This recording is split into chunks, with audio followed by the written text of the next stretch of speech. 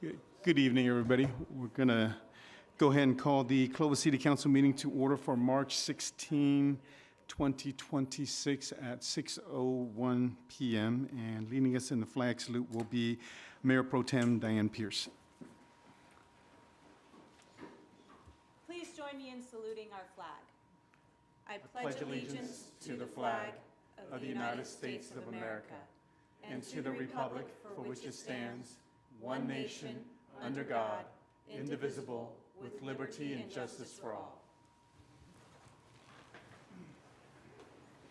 If our city clerk, Para, would call the roll. Yes, Councilmember Ashbeck? Here. Councilmember Baskell? Here. Councilmember Bessinger? Here. Mayor Pro Tem Pierce? Here. And Mayor Moanatua? Here. At this time, we are going to open the public comments portion. If you're here to speak on an item that is within our jurisdiction but not on the agenda, you may do so at this time. You have 3 minutes. If you can state your name and give your address for the record.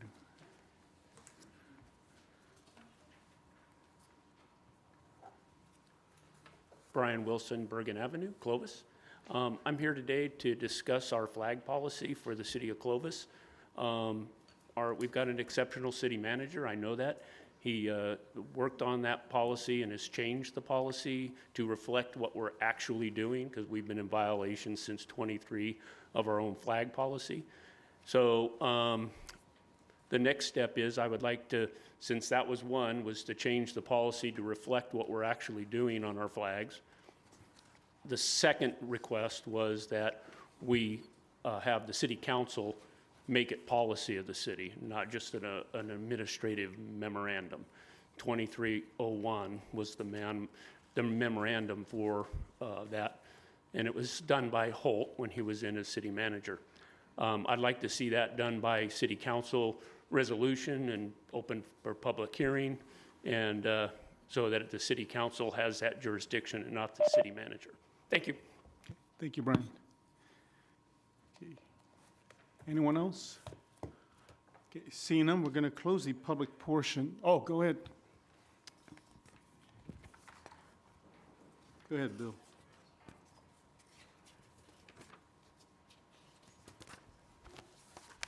Bill Scott, 341 Evergreen. I want to kind of bury the hatchet with Lynn. Come on. No, this is good. This is good. I've been talking with Brian, and I know what he's, looking to do. And Brian who?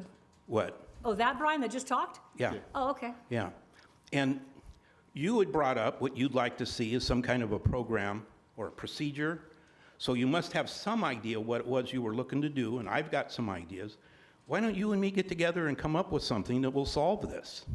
So that if somebody does want to do something, there is a procedure. I'd be willing to work with you in it. And you want to invite someone to come and be part of it, that, yeah, let's solve this. Okay? Thank you. Thank you, Bill. Thank You and Councilmember Ashbeck can figure that one out. It's within our We jurisdiction. were off to a good start. We had a little derailment, but I appreciate that, Mr. Scott. I will circle back. Anyone else? Do I have to buy breakfast? Oh, maybe. I can't Okay, remember. seeing none, we're going to close the public portion.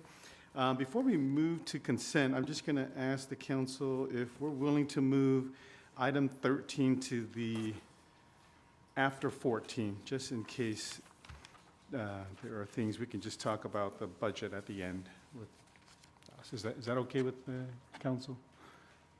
Everybody good? Yep. Okay, all right, thank you. Now we'll move to consent. Consent items are considered routine in nature. We're considered as approve on a motion together as one. This evening, we will be pulling item number 10. And so that's the only one. Council like to pull any other items? Okay, is the public, anyone like to address items 1 through 9 at all? Okay, seeing none, why don't we, oh, you do? Okay. This is for consent items 1 through 9. Yeah, I just walked in, so 1 second. I was going to speak on one of the items on the agenda that you were, the $1.3 million. Which item is that? That would be item 3. Item Mayor. 3, yes, go ahead. Okay, so in item 3, you're asking for $1.3 million, but I was adding up the $1.8 million that is supposed to be in the Housing Trust Fund. So the numbers weren't matching to me, and I'm just wondering, this 135 Osmond Senior Apartment Project, when did it first come to City Council? And then the money that you're giving from there, from the Housing Trust Fund, how much is left in the Housing Trust Fund after it all goes, or what is actually left in the Housing Trust Fund right now? I'll have to come back on a schedule. Like I said, I just walked in, but this is something I definitely want to flag, is the item number 3, and why are we giving another $1.3 million to the same project? I think it's been up here for a minute. I just want to confirm the date. Trying to read it, see what else I had before my time runs out. But if you guys can look into that, and then also I want to make sure that we're staying in compliant with the RENA, that we're actually having these units done, because I think I was looking at your guys' report, and the report has in there no turnover of like multifamily housing and stuff like that. And I was just wondering, in the report that you're giving to HCD or to the state, why in 3 years after this That one will be- agreement that, You can address that one on the RENA numbers on public hearing number 11. So we're only on 1 through 9. oh, Yeah, so okay, you can still address 11 in a little Okay. bit. Yeah, when we Right call then. the RENA numbers up. that's it. And what was your name? Des, Des? Okay. thank you. And do we have any answers? Anyone else in the public like to address any items? Okay. And I think this 1.3 was approved a while back, and this is the same project. We're not adding any additional funds to what we approved, Yes, correct? so this project's been under consideration for a couple of years. We have committed funding from the Housing Trust Fund of about $1 million. And then we also have committed funding from the PHLA fund, which is a state grant. This represents, the 1.3 million represents that. So it's in addition to the trust fund contribution. Okay. Could be a little off on the numbers, but that is, we're putting everything into that. Okay. Well, Did the you person have that any- knows is at the desk, Yeah. so. Did you have anything to add, Claudia, to that, or? That's correct. It also has, all the Housing Trust Fund money is still in the Housing Trust Fund. It has not been used. It is being set aside for 135 Osmond. The additional 2 years of Housing Trust Fund is also going to be set aside for 135 Osmond. And like was mentioned, another 2 years of PLHA funds Okay. as well. All right. Thank you. Any other questions from the council? We'll close the public portion now. We have items 1 through 9 on the I'll make a consent. motion to approve items 1 through 9 on the consent calendar. Second. Okay, we have a motion and a second. All those in favor signify by saying aye. Aye. Any opposed? Motion carries. Okay, and we have item 10, and, go ahead, Andy, I'll give it to you. And then you can Yeah, make we the received presentation. an appeal on this bid award, and we have staff available for a short presentation. We'll turn it over to them and go from there. Good evening, Mayor and City Council members. My name is Sara Yanofsky. I'm the Principal Utilities Engineer for Public Utilities Department. And I do want to say the city staff received an official bid protest as of March 13th, 2026. And this was submitted by the company SoCal Pacific Construction Corporation. And after a thorough review, it was considered and determined that the items identified in the protest lack merit. And today, city staff would like to award the project to Polytech Industrial Incorporated.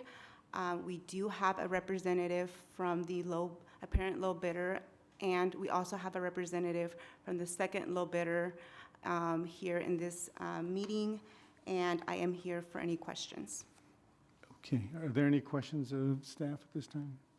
Okay. I Go ahead, I Lynn. have a process question. I don't know that I've seen many of these over the years. So what is the process? They appeal, staff has reviewed it and determined it's without merit.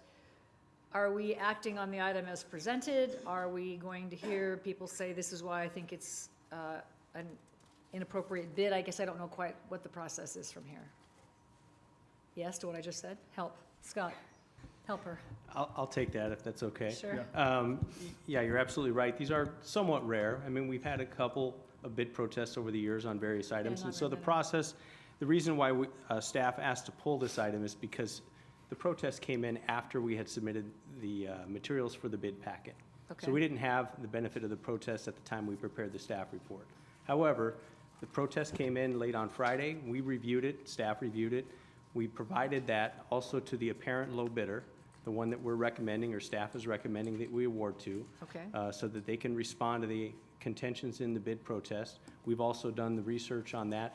And again, we feel that the protest, although it raised two issues, we feel that they've been adequately addressed, and staff's recommendation remains the same as what's in the staff report, to award to the parent low bidder. Again, I think you'll hear from the low bidder who we're recommending that the council still award to, which you're still within your right to award the contract tonight, notwithstanding the protest, because we think we've resolved the issues raised in the protest. You'll also probably hear from the protester as well, the second low bidder, asking for either the item to be continued for further deliberation. We don't think there's any reason to do so at this point. Okay, so, so the low bidder is the person we're awarding it to, recommending? Recommending The Polytech, second low yes. bidder is the person who submitted the protest? Correct. Okay, and then what's the responsibility to reply back to the person who didn't get the contract? We've already provided a response, staff provided a response this afternoon before the meeting, Okay. saying, hey, we reviewed your protest. In fairness to you, we're going to let you know we're sticking with our recommendation, and here's why. But of course, they have the ability to show up at the meeting tonight and voice that, so we expect them to.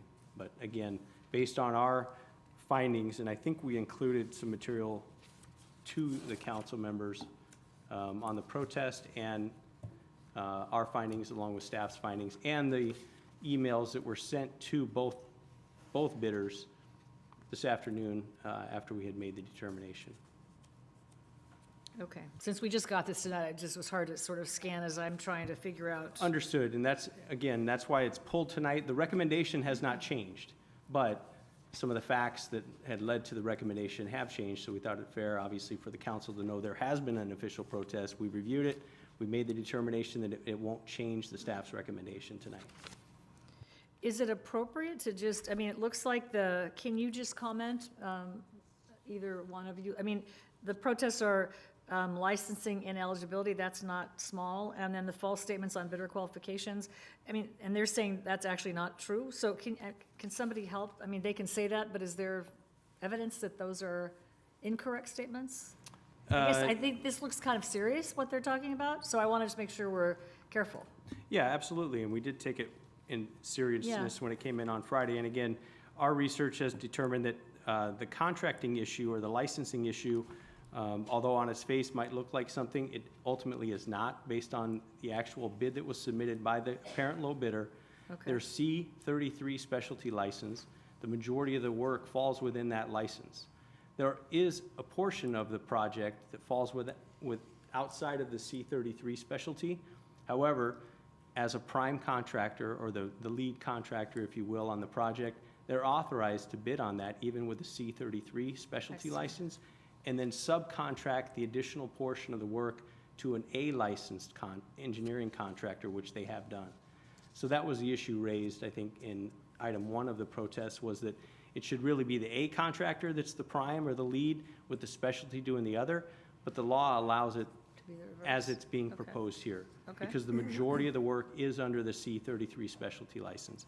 The second point raised goes to responsibility of the contractor, or the bidder in this case, which can be a serious issue.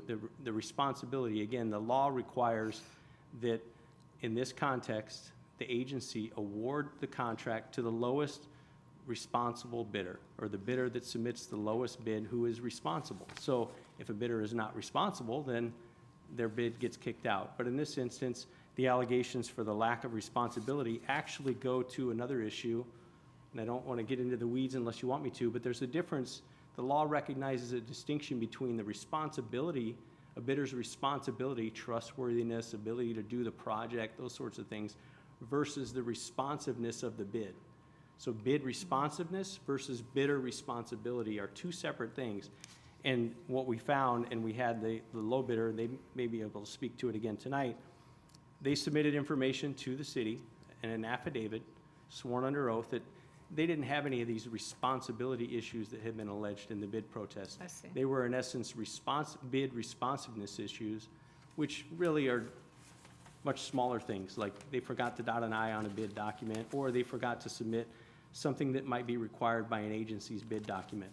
And for those reasons, as we've run into on several occasions with other projects, if a bid is non-responsive or doesn't provide everything that we want, although the bidder may be responsible, may be totally trustworthy and able to do the project, but their bid documents just don't fully respond to the invitation for bid, then the bid can't be awarded to that non-responsive bid. But again, totally separate issue than bidder responsibility. And in this instance, the two allegations, and then there was a third that was raised later, purporting to be based on bidder responsibility are really bid responsiveness. So again, easily addressed, I think, in the response from the low bidder.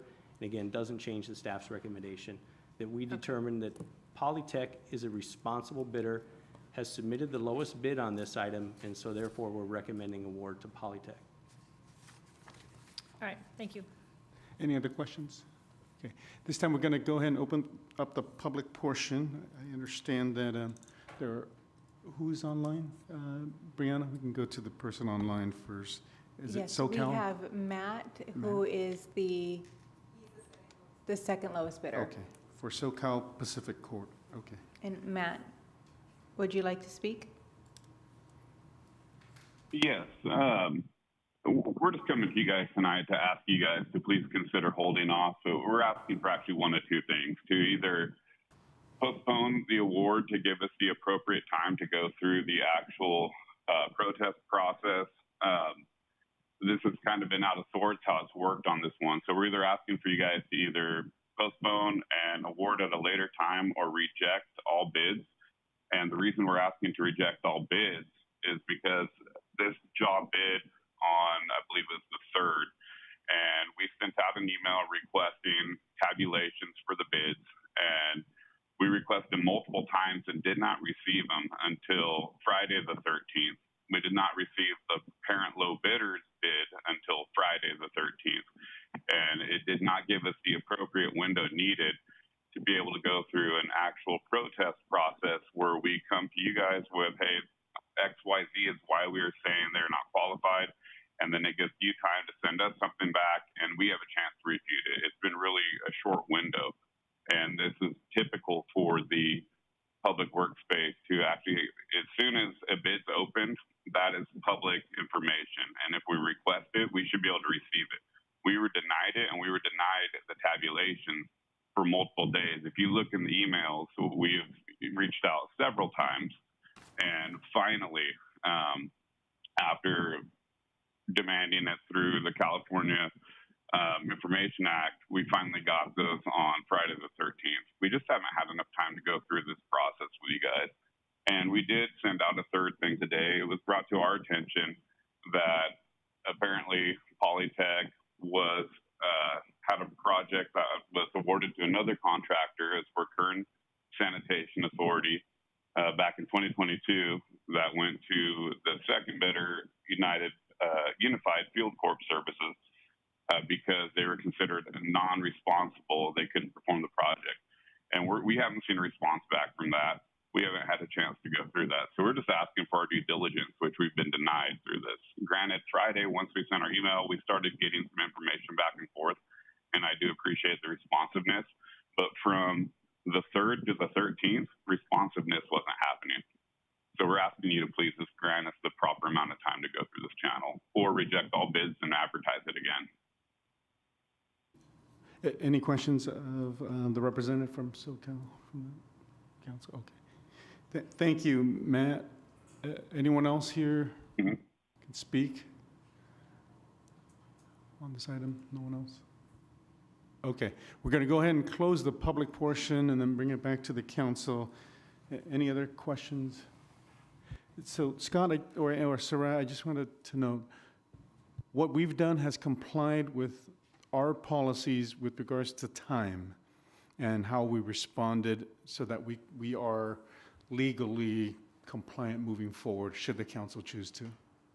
Correct, we have. So we did receive a request for the tabulation, the bid results tabulation, and we were not ready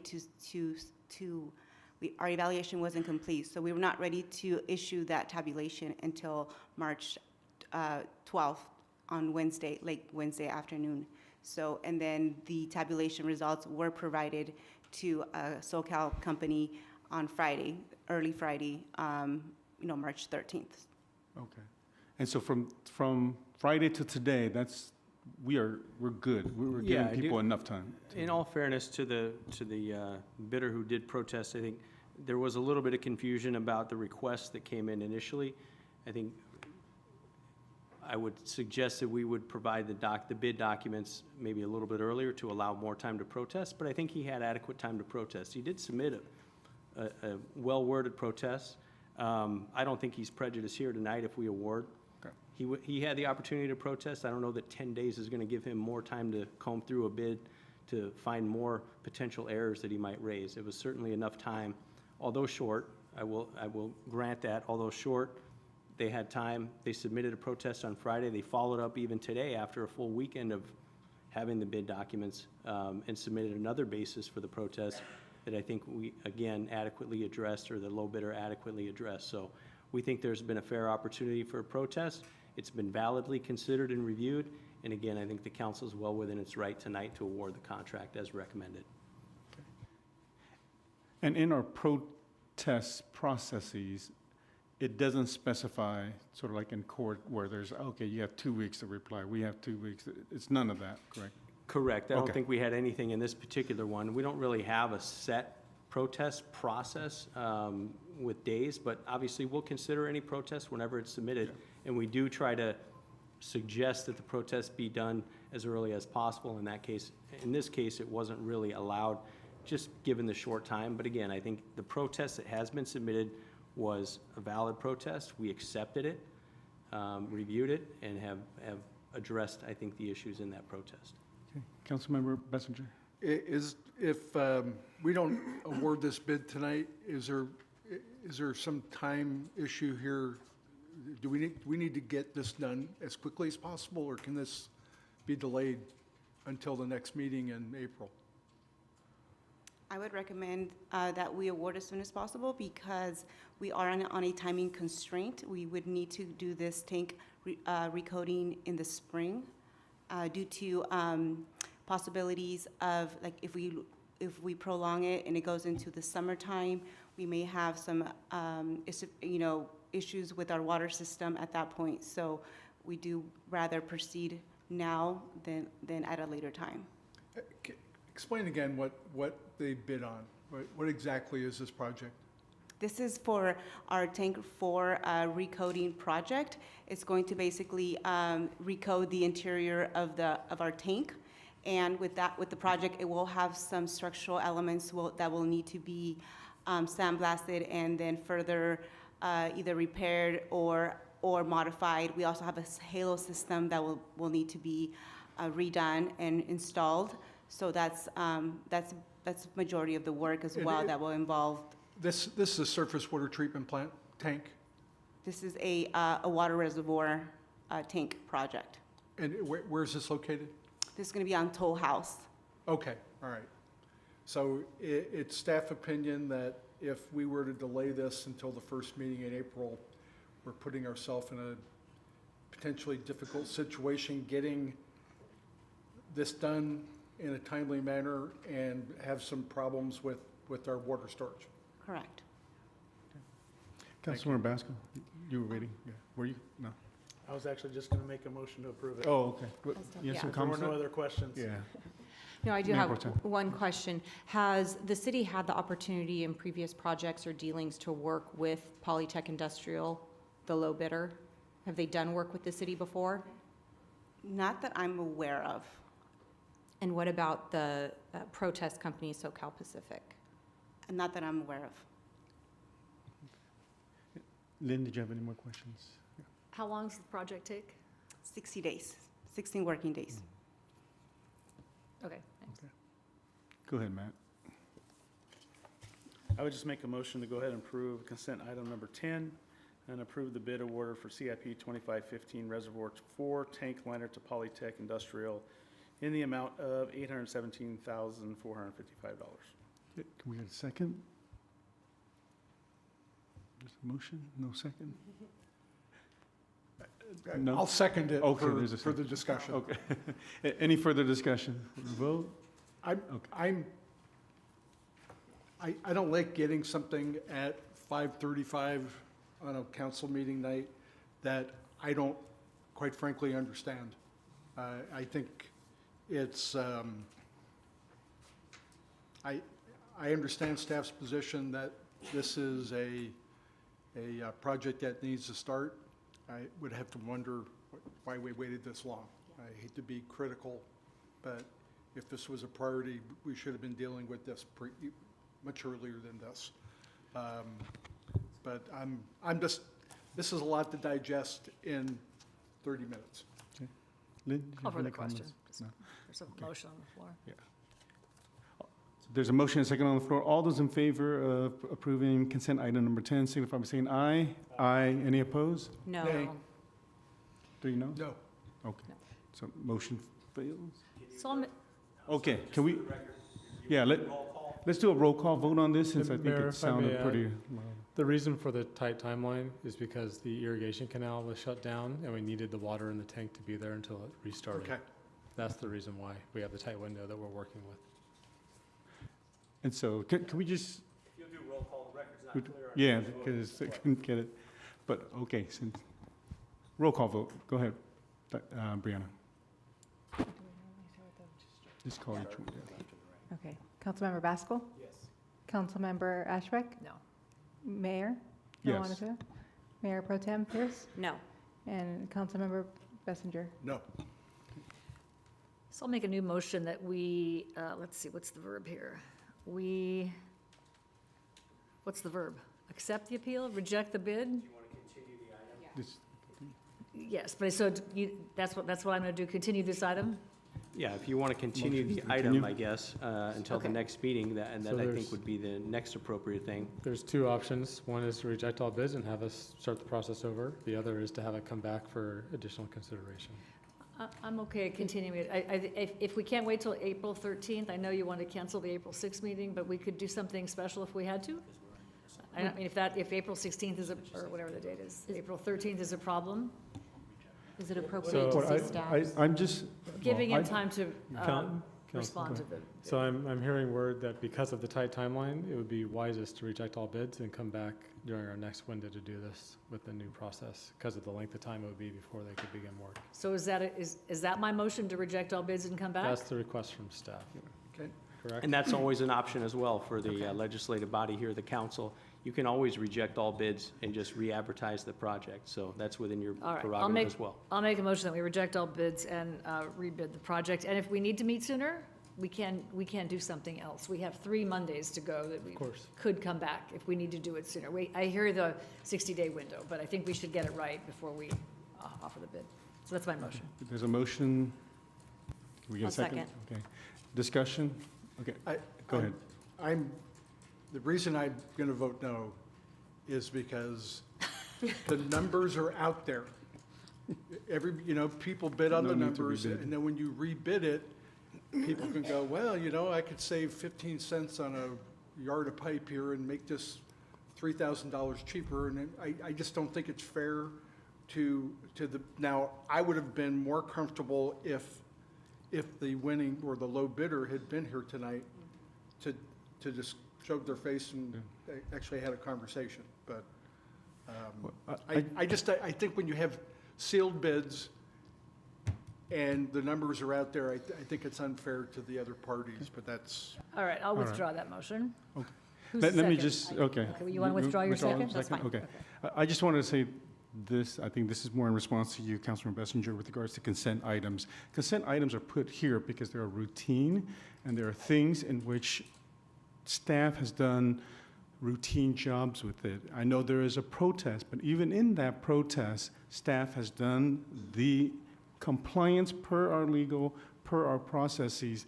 That's why I think, because it is consent, and now we also hear there's a time, I'm very comfortable with it moving forward.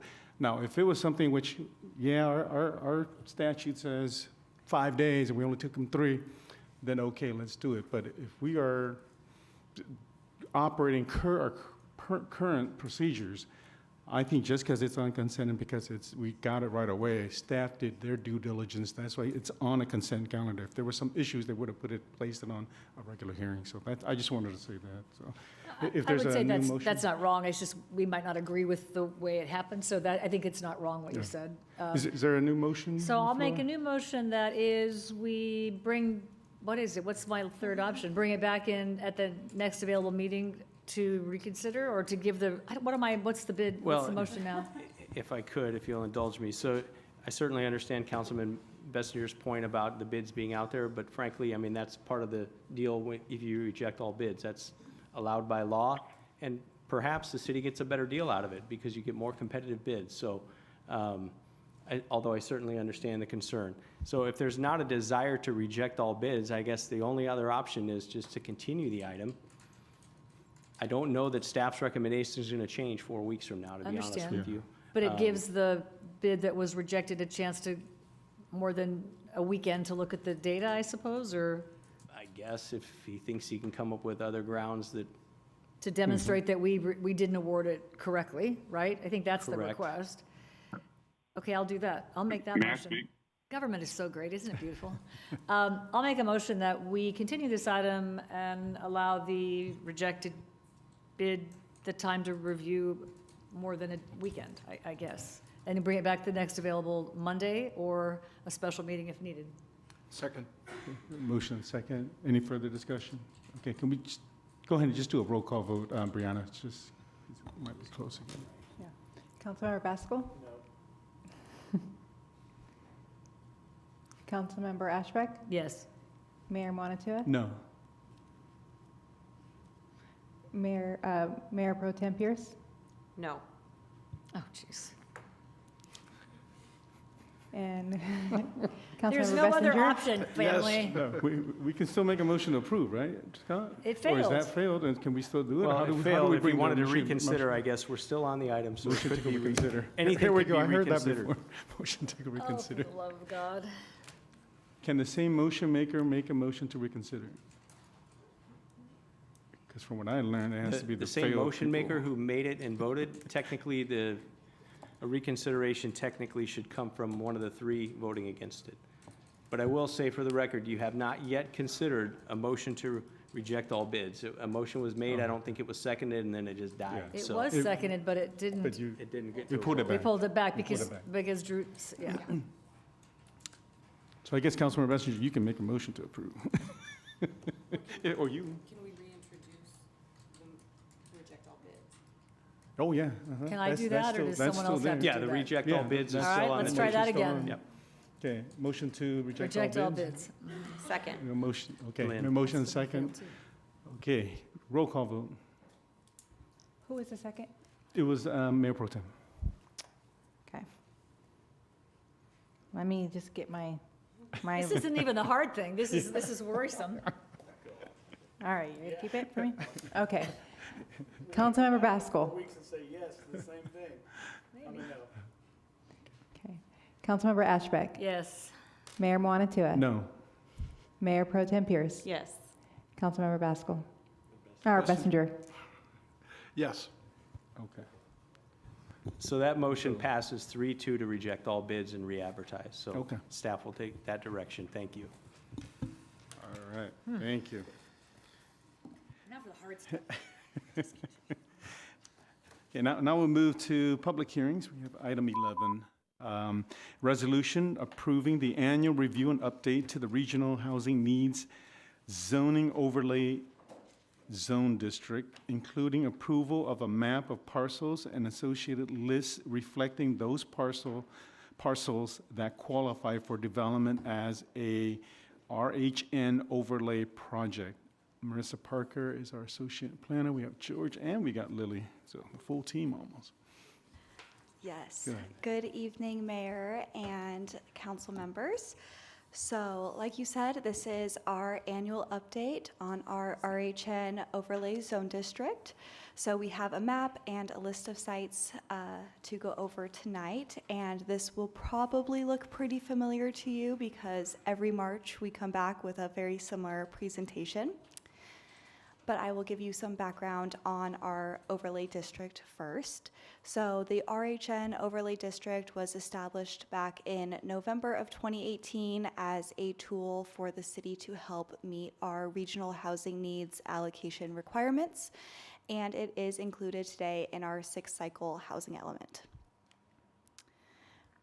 The purpose of the overlay district is to allow multifamily housing at 35 to 43 units per acre as a by right use. And there are certain eligibility requirements that a parcel needs to meet in order to be included on the map and on the list. So these eligibility requirements are that they can be no larger than 10 acres in size, and they have to be undeveloped or underdeveloped. The map and list are adopted and reviewed annually by the council, which is what we are here doing tonight. And just because a parcel is on that list doesn't mean it has to develop at the overlay density. It can still develop at a different density.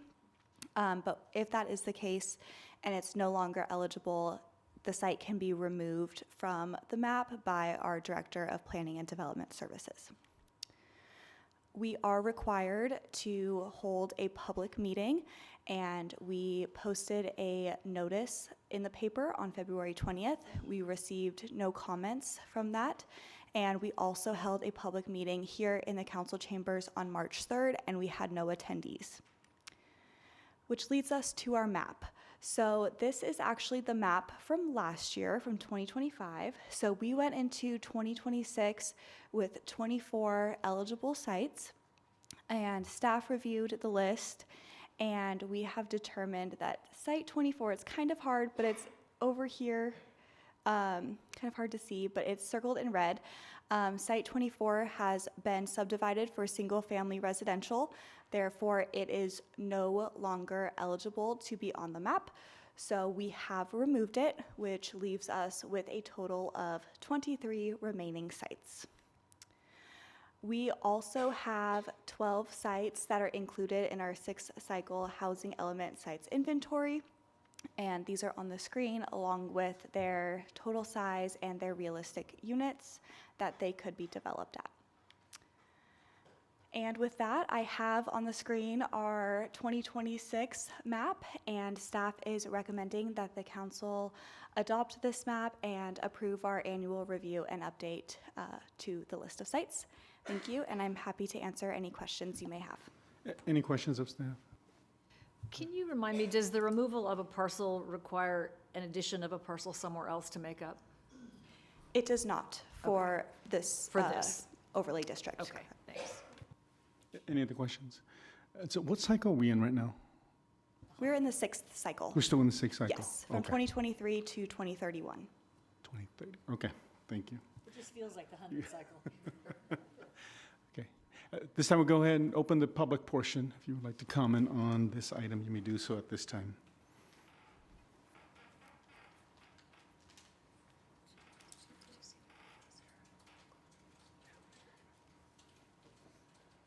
If you could state your name and give your address for the record. Hello, Des Martinez.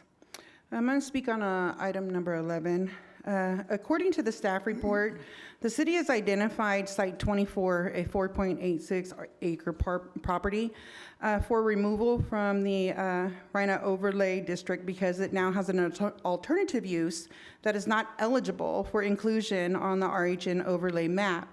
The report also states that the staff has not identified any new sites to add to the overlay district.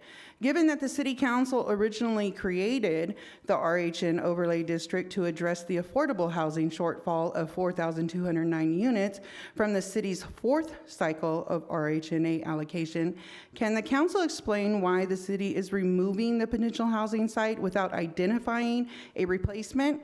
And Will the city commit to working collaboratively with community members and affordable housing developers to identify new sites, particularly ones that replace Site 24, to ensure that the city continues making progress towards meeting its affordable housing obligations? Thank you, Des. Anyone else like to comment on this item? Okay, seeing none, we're going to go ahead and close the public portion. Any comments or questions for the staff? None? Okay, we entertain a motion if we need. I'll move that we approve the annual review and update to the RHN overlay zone district as presented. Okay, we have a motion, second. Okay, we have a motion second on the floor. All those in favor signify by saying aye. Aye. Any opposed? Motion carries. Moving down to item 12. It is to consider resolution accepting and authorizing the submission of the 2025 General Plan Annual Progress Report, including the 2025 Housing Element Annual Progress Report, APR, to the Governor's Office of Land Use and Climate Innovation and the California Department of Housing and Community Development. Staff on this again is the same three musketeers. Yes. Marissa, George, and Lily. Go ahead. Yes. So similarly to our last item, this is another regularly annually occurring item. So this will also probably seem a little bit familiar to you in format. But this is our annual progress report on our general plan. So the city is required to submit, like you said, by April 1st of each year to the Governor's Office of Land Use and Climate Innovation, which used to be known as the Governor's Office of Planning and Research. And this year is all about the year 2025.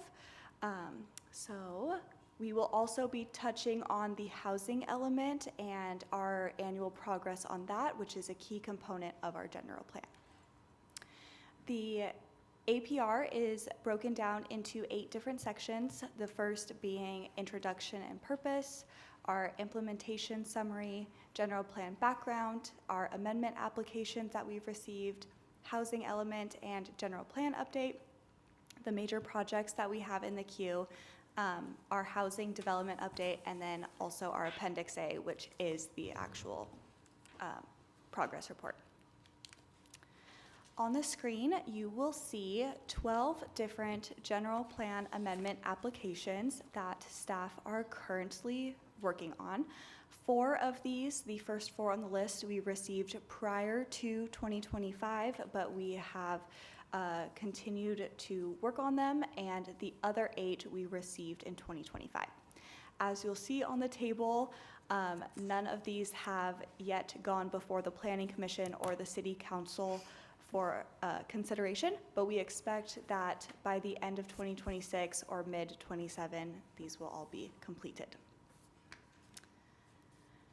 So switching gears a little bit into our housing element portion, which is a key portion, we have made quite a bit of progress in our housing element programs that we have through the 6th cycle housing element, and a lot of that information is derived from our building permit activities and also our development entitlement activities in 2025. And this APR not only gets submitted to the Land Use and Climate Innovation Office, but also California Department of Housing and Community Development, or HCD. So this table we're going to spend a little bit of time on. It is all about our RHNA progress. There are a lot of columns and rows, but basically this table is all about our permitting process. And it is broken down by income level, RHNA allocation by income level, and then the different years that are within the 6th cycle, total units to date, and total remaining RHNA by income level. So if we went over here to the income levels, I did want to point out that acutely low is a new income level this year from HCD, which means it is less than 15% of the Fresno County area median income, which for Fresno County is $93,900. And working down the list, the extremely low level is 16 to 30% of the Fresno County AMI. Very low is 31 to 50%. Low is 51 to 80. And moderate is 81 to 120%. And above moderate is over 121%. So our sixth cycle housing element allocated us 2,926 units that we are required to permit for our very low district or very low income level throughout the years, and 1,549 units in the low category, 1,448 in moderate, and 3,054 in above moderate. So in the very first projection period, once the sixth cycle had started, we was just from June to December of 2023, and we permitted 8 very low units, 3 low units, and 180 above moderate units, which is a grand total of 191. So that, oh, there we go. That also encompasses our 2023 category, which is why this is blank. But moving on to 2024, we issued 13 very low units, 13 low units, 16 moderate, and 612 above moderate for a grand total of 654. And then this past year in 2025, we issued 33 moderate permits, 564 above moderate, and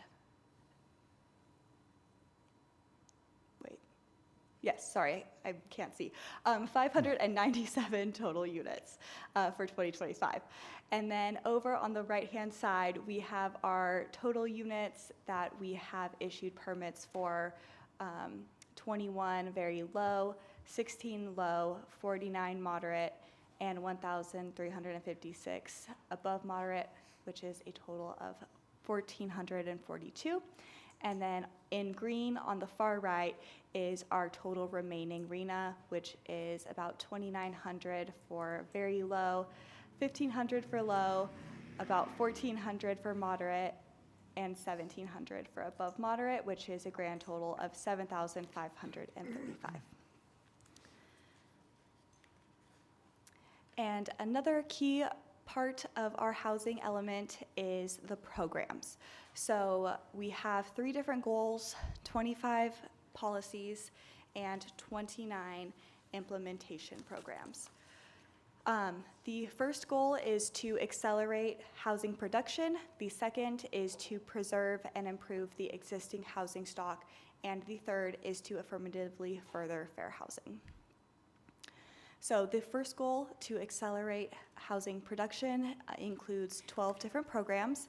I am not going to touch on all of them, but I do have some updates for a few of them. The first one being program number 2, which is our no net loss procedures.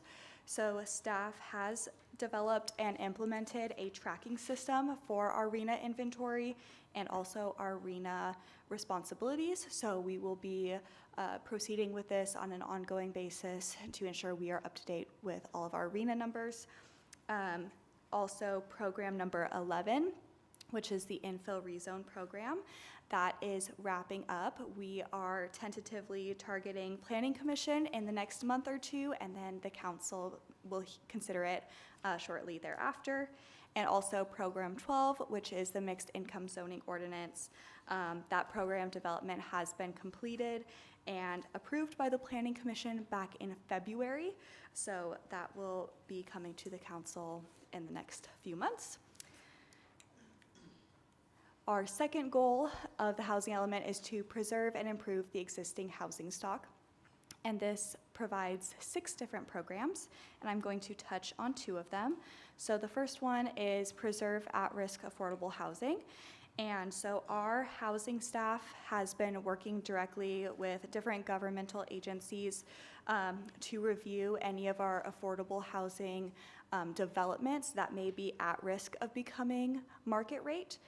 In 2025, none of them were at risk, but as we get further on in the 6th cycle, that could be a possibility. So that is an ongoing process. And then the next one I want to touch on is number 16, which is our housing rehabilitation.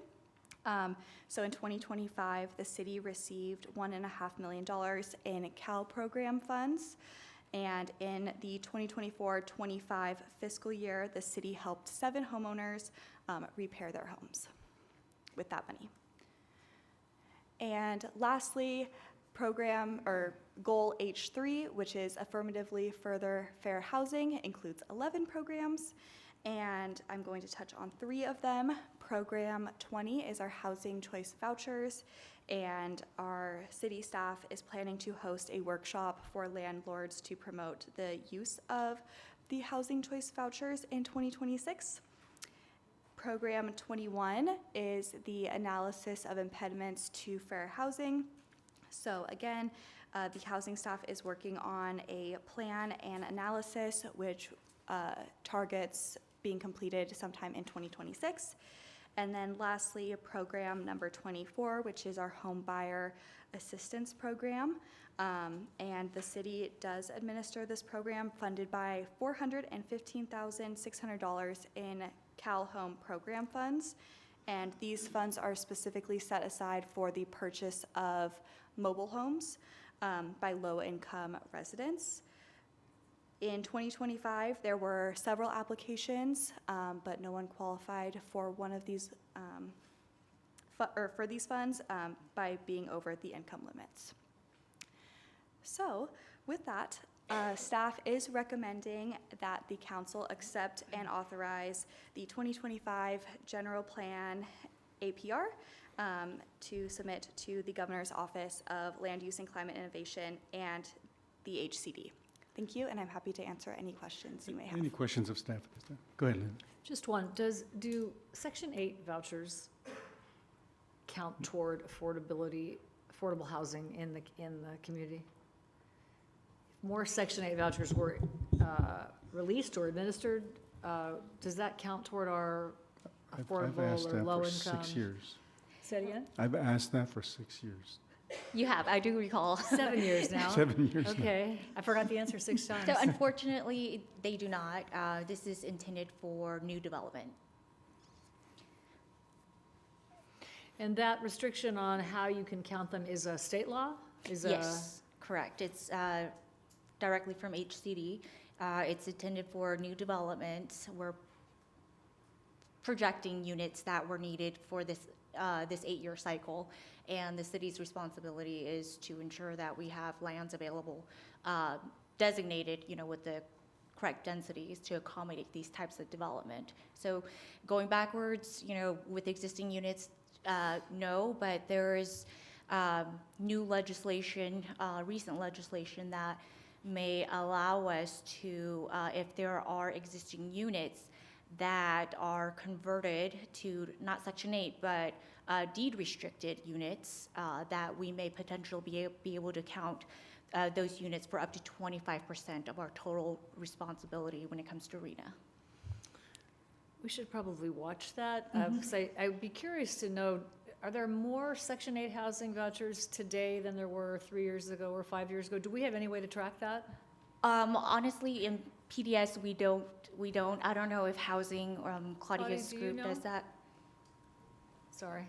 We don't currently track that, but we are starting to track that because of this workshop that we're planning, and I could certainly gather that information.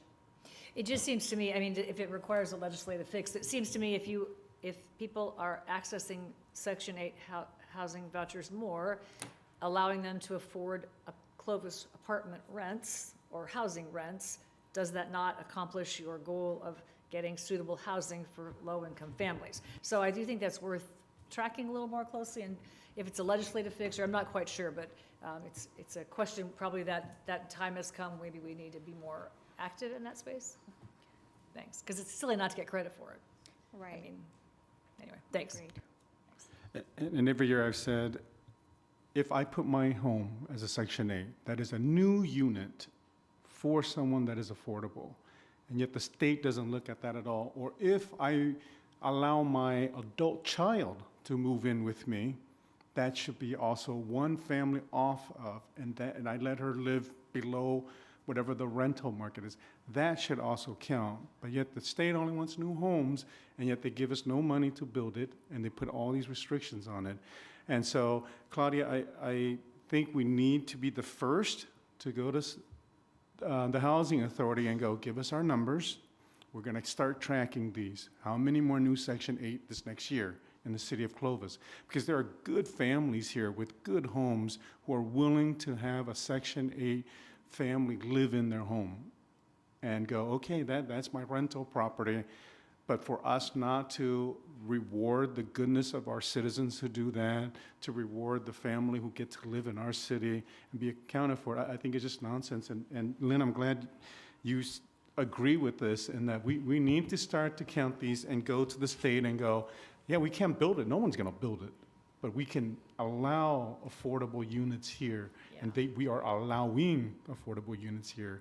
And if we can start tracking all that, I think it would start to hopefully bang that drum louder and have our legislatures rethink this, what affordability really means. So. I heard, the story I heard recently was the value of, and Ms. Martinez probably can correct me, but that the value of the Section 8 housing has gone up and is allowing families to relocate to Clovis, new apartment complexes. Great, that is great. But if we can't count that as an affordable house for a family to move to Clovis if that's what they choose, that doesn't, is it new home construction, or is the goal affordable, a roof over your head? Like, there's a difference. So I agree with Vong. I think we need to be a little more aggressive on that. And if the legislation needs some adjusting or some advocacy, I think it's a story worth telling, because we don't get credit for any of that work, and it happens every day. And if that's true on the Section 8 vouchers, I guess to Ms. Martinez's early comment where we didn't answer your question, you looked like, why didn't you answer my question? I do think we're collaborative. I do think we're working hard. I do think these programs are going to get us to where we need to be, to the arena. And so we're committed to that. It's just some of these barriers are, like, to me, they seem silly that you can't count for that. So if we could maybe keep an eye on that, or maybe get a report back from the Housing Authority or others, if we need to work on that, I think it's important. There is one situation when housing choice vouchers are counted, and that's what's called a project-based housing choice voucher. So a new project can come to Clovis, sponsored by a nonprofit developer, and get a commitment of housing choice vouchers, and we get to count those units. So there is a model that we can put out there that may be able to expand to other parts of our community. Is that new homes, Andy? That is new construction. Yeah, see, this Or maybe potentially rehabilitation. But okay, new construction, rehab. Anyway, okay. Thank you. Thank you. Any other questions for our staff? Okay, at this time, we'll go ahead and open up the public portion. If you have any comments, please, you can address the council at this time. Yes, Ms. Martinez. Y'all town's quiet, man. Ain't nobody want to ever speak, huh? In response to you, Lynn, we're only here because Clovis prevented the units.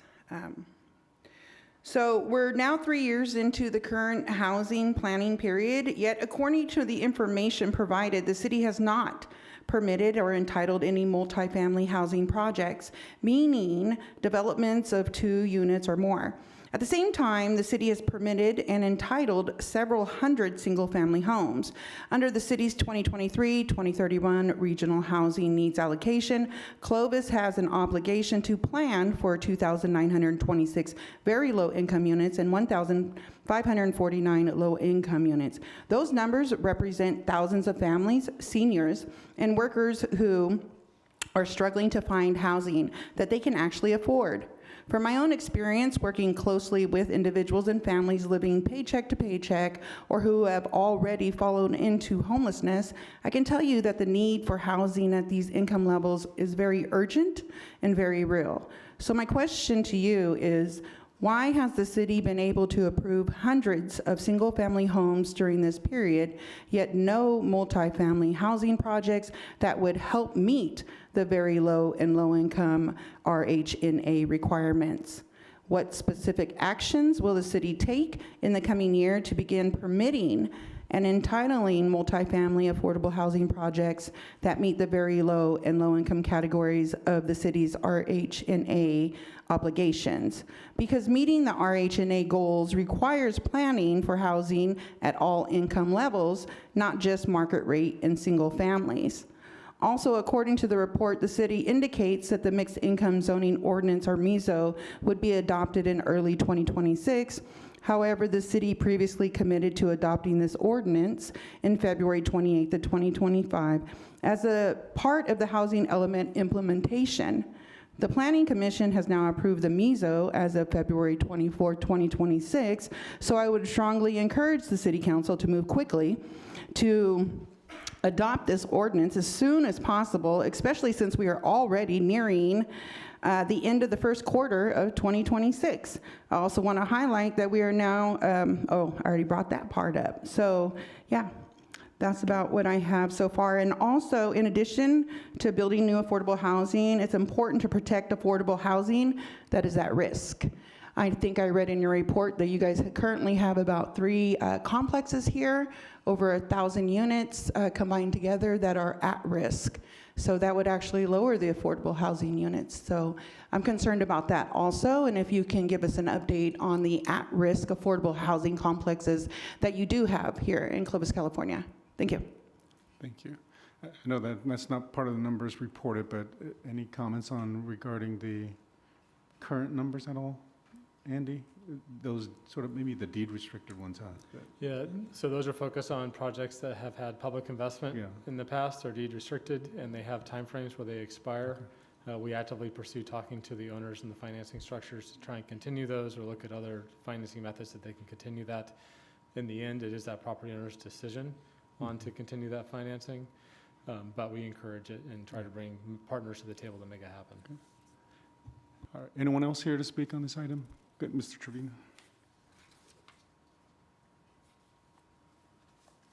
My name is Steven Trevino. I live on Bullard. Where I live, we have 2 houses, and one of them, it was built, and I don't even know when it was built. It was built before I was even born. And from what I understand, to have 2 houses on the lots, you had to have, the city wouldn't even allow it during that time. And nowadays, I see these people, they're building, where I live, in the alleys, they're building these cottages. And usually the people that are building these are people who have money. And they're renting them out for $1,500 to $2,000 a month, and they're living in an alley. And to me, I see that as being crazy, you know? I mean, who's gonna pay that kind of money? But I don't know if they're on any kind of assistance or anything like that, but you know, I can see the problem the city has with housing. You know, my wife, for example, she just got Social Security. She's getting, I think, $800 a month. Well, we're married, okay, so it doesn't really matter. But let's say she was single on her own. Where would she live? You know, on $800 a month. You know, even on $2,000 a month. You know, these apartments over here in Minnewawa, they're going for, from what I understand, $2,000 a month. You know, and even if you get HUD, you know, even if you get housing, you know, they might pay half the rent. But if you're paying $1,000 a month and you're making, you know, let's say $2,000 or $1,500 a month, you're still, you know, you're still not making it. And I recently read, you know, in the Wall Street Journal, you know, the only people that have houses anymore in California are people inheriting these houses. And that's what happened to me. Many of the people where I live, we didn't buy those houses. We inherited them. Otherwise, we wouldn't be living, I wouldn't be living here in Clovis. I couldn't afford to buy a house in Clovis, you know? And a lot of people, they can't, you know, our times are that, you know, even if you're making $20 an hour, you can't afford to buy a house, and you can barely pay rent and have these other expenses, you know? So, I mean, I don't know everything that's going on, but we need to make it easier for people, if you have a house, to build onto it, you know, and without breaking the laws, or to ease these requirements where if you have a lot, you can build apartments, you know, and I know the city of Clovis has been easing up on this, but, you know, I heard the young lady said something a while ago about, we put it in the newspaper. I don't know what newspaper she was talking about, but I talked to a lot of people in my neighborhood, and they're unaware of the college program, you know, and we almost need someone to go door to door and tell them, hey, are you aware of these things that are going on in town? Because, you know, a lot of these flyers that the city sends out, you know where they end up at? In the garbage, you know? And so I think that the city of Clovis, I don't know, we need to get the word out more, you know? And because, you know, a lot of people don't read the news, you know? They watch Netflix and Amazon Prime, and that's all. I was talking to my stepson the other day. I go, are you aware, you heard about the war, right? He goes, I don't know anything about it. We watch Netflix at the house, and that's all we watch.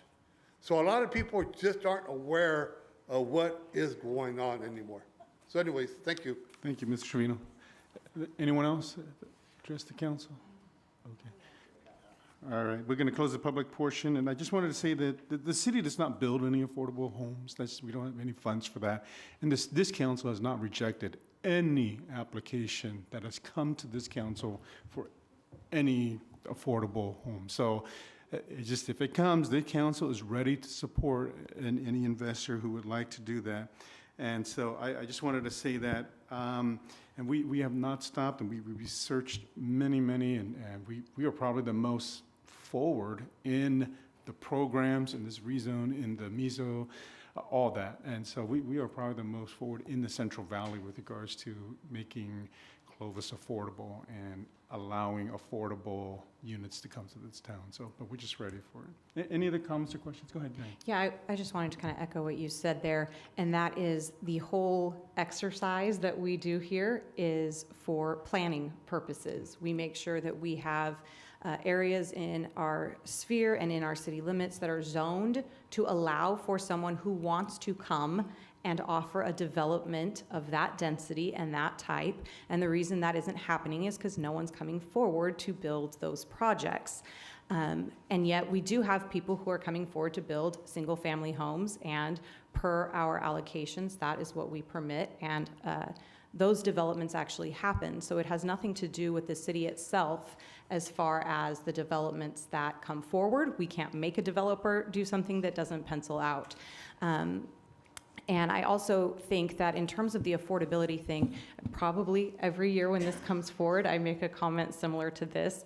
But I think the real frustration that people have is so many of these programs that come down from the state, they're the ones that are causing the affordability crisis for the working class, for the middle class. People who are wealthy and have the ability, these things aren't going to impact them. They'll be able to afford their $1 million homes.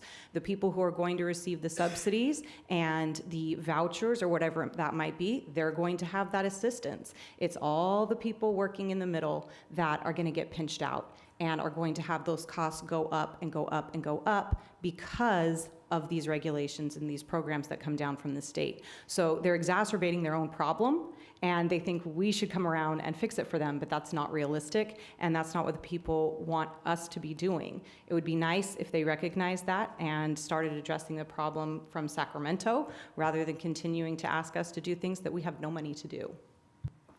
Thank you. Yeah, I think this has a motion to approve? Yes. So, Mayor, if I may make a comment. Go ahead, yeah. I think it's important to know for the record that we are committed to implementing our housing element. Staff here today have been dedicated to ensuring that we're tracking all of our goals and policies with our housing element.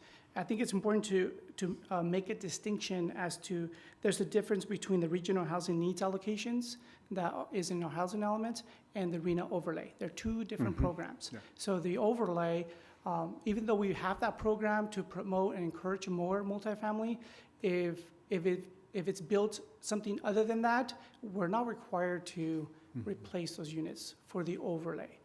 which is different, again, from the housing element. So, again, I just want to say, we're watching it and tracking it closely, and ensure that we're in compliance with it. Yeah, you guys have done an excellent job of sharing that message to those who come forward to us. So thank you very much. Okay. What's the pleasure of the council? We need an approval of this. I'll make a motion that we accept and authorize the submission of the 2025 General Plan Annual Progress Report, including the 2025 housing element, to the governor's office as noted on the staff report. Second. Motion second on the floor. All those in favor signify by saying aye. Aye. Any opposed? Motion carries 5-0. We will now move to item 14. Okay, we'll hear 13 after this. So item 14 is acknowledging the upcoming expiration of Measure C in 2027, recognizing the city's benefit for Measure C funds since 1986, and expressing support for a citizen-led transportation fund measure for Fresno County. Staff on this will be Paul Armendariz, our Assistant City Manager. Paul? Yes, good evening, Mayor, members of the council. Starting with the brief history of Measure C. So Measure C is a half-cent sales tax in Fresno County. It was originally passed by our voters in 1986, renewed in 2006, and their first measure was 20 years. The renewal was another 20 years, and now set to expire in 2027. Measure C has funded a variety of projects, not only in the city of Clovis, but in the county of Fresno and surrounding agencies or cities. It's funding construction and maintenance of local roads, bike lanes, sidewalks, trails, accessibility improvements, and the operation and maintenance of public transit as well. So with the expiration of Measure C, there's a potential for a new measure. There have been 2 citizen-led measures filed with the county. One title is the Fresno County Transportation Improvement Act, also known as Better Roads, Safe Streets, and then there's the Fix Our Roads Fresno County Transportation Improvement Measure. During our March 9th council meeting, during council comments, council directed staff to prepare a resolution to consider supporting a citizen-led measure. And just part of the process, in order to get this on the November 2026 ballot, there are approximately 33 signatures that need to be gathered by May 4th of 2026.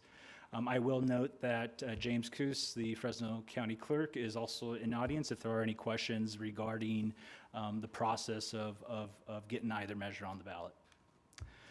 So tonight, again, for council's consideration is approval of a resolution acknowledging the upcoming expiration of Measure C in 2027, recognizing the city's benefit for Measure C funds since 1986, and expressing support for a citizen-led transportation funding measure for Fresno County. And we'd like, in the resolution that's included in the agenda package, there's a blank in that resolution for council to provide direction on, should they wish, on which measure to include in that resolution. And with that, that completes staff's presentation, and hand it back over to council. Okay. And I think I'm going to go ahead and open the public portion first, so that way, if the public's here to speak, we can hear all of that before the council deliberates on which measure, if any, that we want to move forward with. And our county clerk is here. If you can come forward first, Mr. Coos, so that way you can kind of share with us the process and procedures for putting a measure on, and any deadlines that we know, and maybe some of us will have questions for you directly. Yeah. Good evening, Mayor thank you for being here. Council members. James Coos, Fresno County Clerk, Registrar of Voters. Thank you for letting me know that this item was going to be on today. This is an item that I think many of our local jurisdictions have an interest in. We do have 2 citizen initiatives that are currently circulating or about to start circulating. Both initiatives have done a notice of intent and have now been published in adjudicated newspapers, and so both are eligible to be circulating at this time. Both are currently targeting the November 2026 election, and that's a bit of a challenge, because to make the November ballot, the Board of Supervisors needs to pass the initiative to my office by 88 days before that. That would be August 7th. And then we have, so you have issues of when the board has a meeting, and we have to, prior to that, verify the signatures, as mentioned by the assistant city manager. They don't need 33,000 signatures. They actually need 22,000, just a little under 22,000. But realistically, for one of these two petitions to be on the November ballot, they must pass under what we call a random sample verification process. My office has two methods of verifying the signatures on the petitions: the random sample process and a full count. If the random sample process doesn't find an overabundance of valid signatures, but almost passing, then we go to the full count. So they're kind of a stepwise process. We're already too late. You cannot qualify right now if I have to do a full count. You won't make November. There's just not enough time. My office has 30 working days. That's basically 42 calendar days to do a random count. To do a full count is an additional 60 working days. That's 84 calendar days. We're talking months of time getting blocked out here, and the clock is just running down. There's a fair bit of competition out there, and there might be some members of those proponents here to talk about the competition that they're seeing out there. There are multiple state propositions that are out there collecting signatures as we speak. We actually already have 3 that have turned in signatures to begin the review process. So there's actually competition in the field and in my office to get that process going. So it's going to be very interesting to see what's happened. I think we have some proponents that are very gung-ho in supporting both of these initiative processes, and we'll be looking forward to see what comes into the office as we get closer here and actually get to May, which is really the start of May is when we expect to see all of these petitions coming in, which is also when we expect to see some of these state petitions coming in as well. So a fair bit of activity already down at the office down there, and it's just going to keep getting busier while we're already doing an election. So fun times there. But yeah. Questions right now? Any questions of our clerk? Go ahead, Matt. Yeah, just a quick question. You mentioned the Board of Supervisors has to receive it or has to put it to you by August 7th. Is there any obligation for the Board of Supervisors to present it? So they have a ministerial duty. Once I verify that the proponents have gathered the minimum number of valid signatures, I do need to present it to them at their next available meeting, and they have a ministerial duty to actually move it forward to the voters or to put it into law. It's a tax, it's going to go to the voters. They're not going to put that as an ordinance directly into law.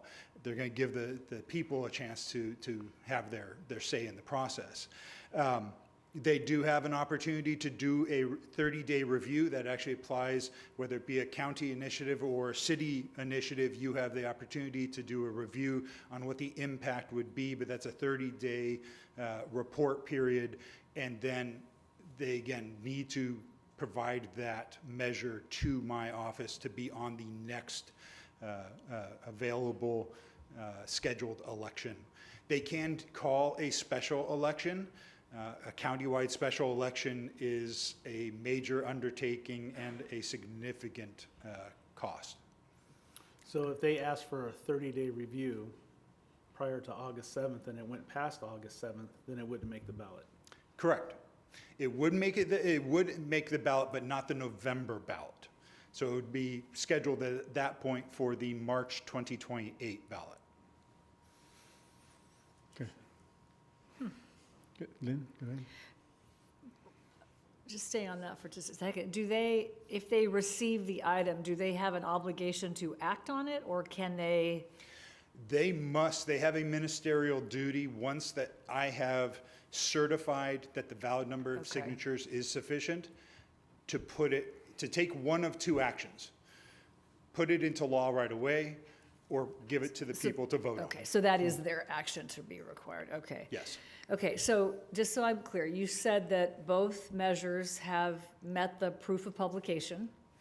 And both measures, well, that allows both measures to collect signatures, yeah? Correct. And can you collect signatures before the proof of publication?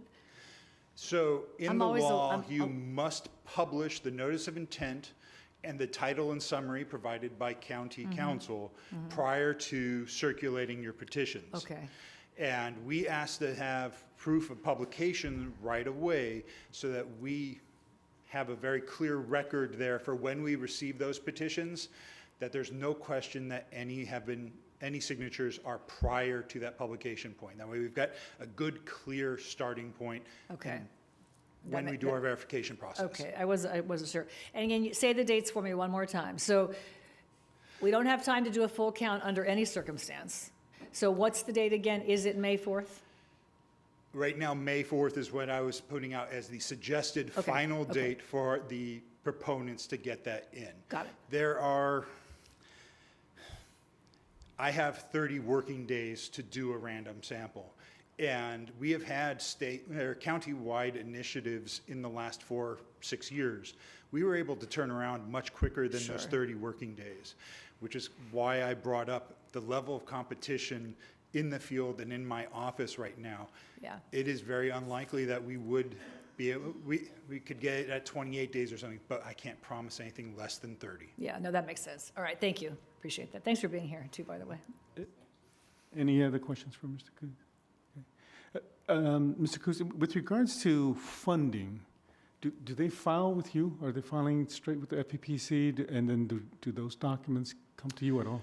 So the to accept proponents, funding? anyone that's supporting either of these citizen initiative groups, those are actually county committees. And so they would be filing with my office. And once we start seeing spending, there should be documents that have been filed with us, the 460s and 470s, or the 460s and the county or the committee formation documents all should And be filed. have both filed? At Or this formed committees and time, I filed? am aware of one, but I haven't seen the other. But until money is spent, and technically, just like you as candidates, until $2,000 has been spent, they don't have to yet. So we would be expecting the second one to be filing soon if they haven't filed already. Unfortunately, I do have to admit that I'm a bit busy now starting to prepare ballots for our June election, so I haven't been tracking committee formations or FPPC filings for anything in the past couple weeks here. We watched closely candidate filings for that deadline back on at the start of the month, but now I have not seen whether any candidate filing or campaign filings have occurred. Any other questions? That's all I had. So any other questions, Drew, Diane? Okay. Thank you, Mr. Coos. Anyone else from the public like to address the council on this item? Go ahead. Eric Rollins. I live on Ashcroft Avenue in Clovis. So one of my big concerns is, what if they both pass? What do we do? Okay, so we got a mess there potentially. My big priority, if I was choosing between these, is there needs to be some local control, because I thoroughly believe in local control. So which one provides more local control? The other one is, which one in some ways ties our hands or ties city government's hands? And I know those two are kind of working against each other, so that the vast majority of the money goes to roads. Everywhere I go outside of the city of Clovis, the roads are terrible. I mean, it's kind of embarrassing. So how do we compromise those two elements? We give as much local control as possible so cities can define their own destiny and set their own priorities, and yet at the same time, everybody I know that has expressed anything against this, it's always about, hey, we're not fixing the roads. That's the priority. That's the cost of them being willing to vote for this. So whichever, if the council does make a decision or doesn't, if you do, please keep those two elements in mind. Thank you. Excellent. Thank you, Eric.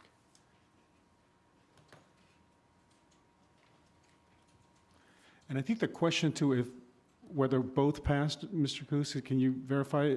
Is it the one with the highest number of votes? That's the winning petition. When you have two ordinances that are on the same ballot at the same time for same topic,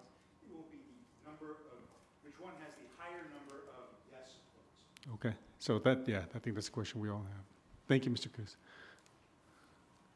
Yeah, my name is Steve Trevino. I live in Portland.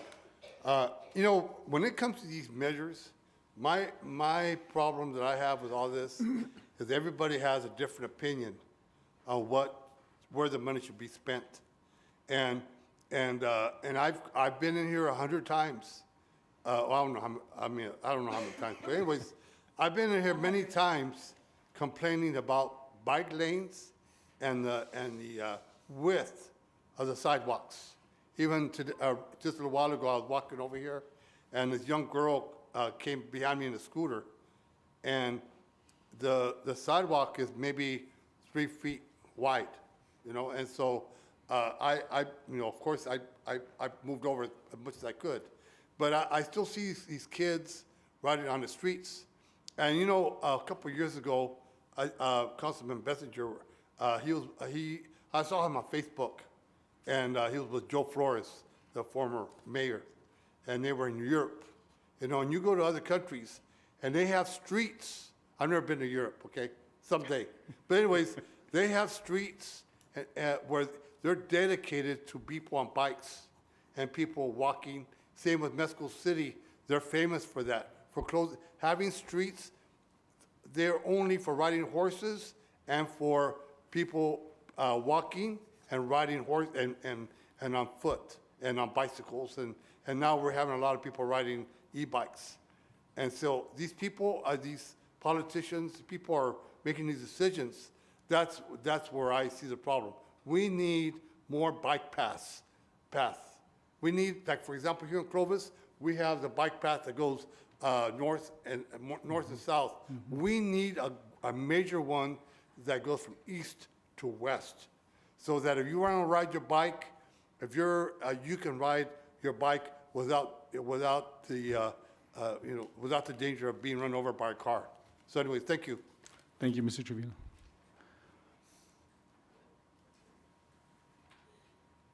Hello, my name is Neil Mallory. I live on Polson. I was going to say this for the budget talk, but it seems appropriate now. Let me get over to it.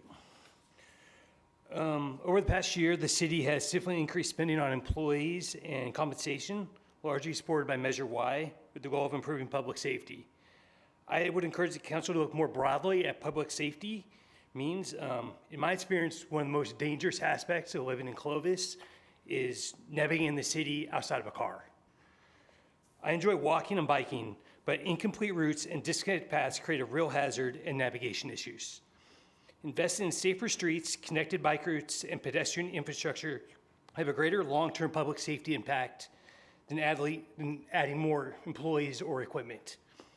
The city already knows many dangerous locations through the active transportation plan and past pedestrian fatalities. With these resources now available, this is an opportunity to make meaningful improvements to the built environment and prevent future tragedies. Thank you.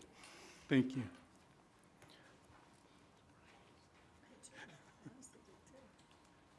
Good evening. Good evening. Shorty here. Hi. You're fine. My name is Crystal, and I live on Toll House somewhere in Clovis.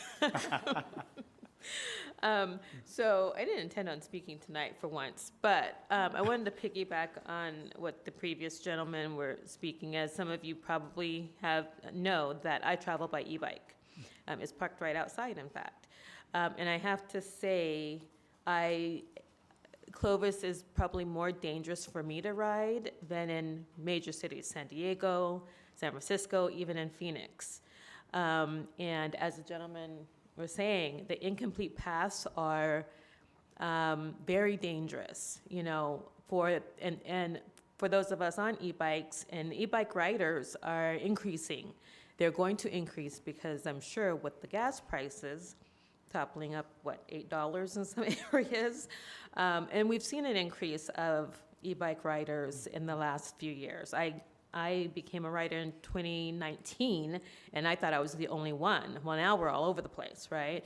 But the problem is, you know, we ride on the street because we are, you know, battery operated, and for consideration of walking paths, if there's someone walking, we are to take the street. However, when we're in a bike path and it dead ends without any rhyme or reason that forces us either into the traffic with cars who aren't paying attention to us anyway, or on the sidewalk, and then we're intrusive on, families that are, with their babies or whatever, right? So I would hope that that would be in consideration as the city grows and as this measure, moves forward. So, thank you.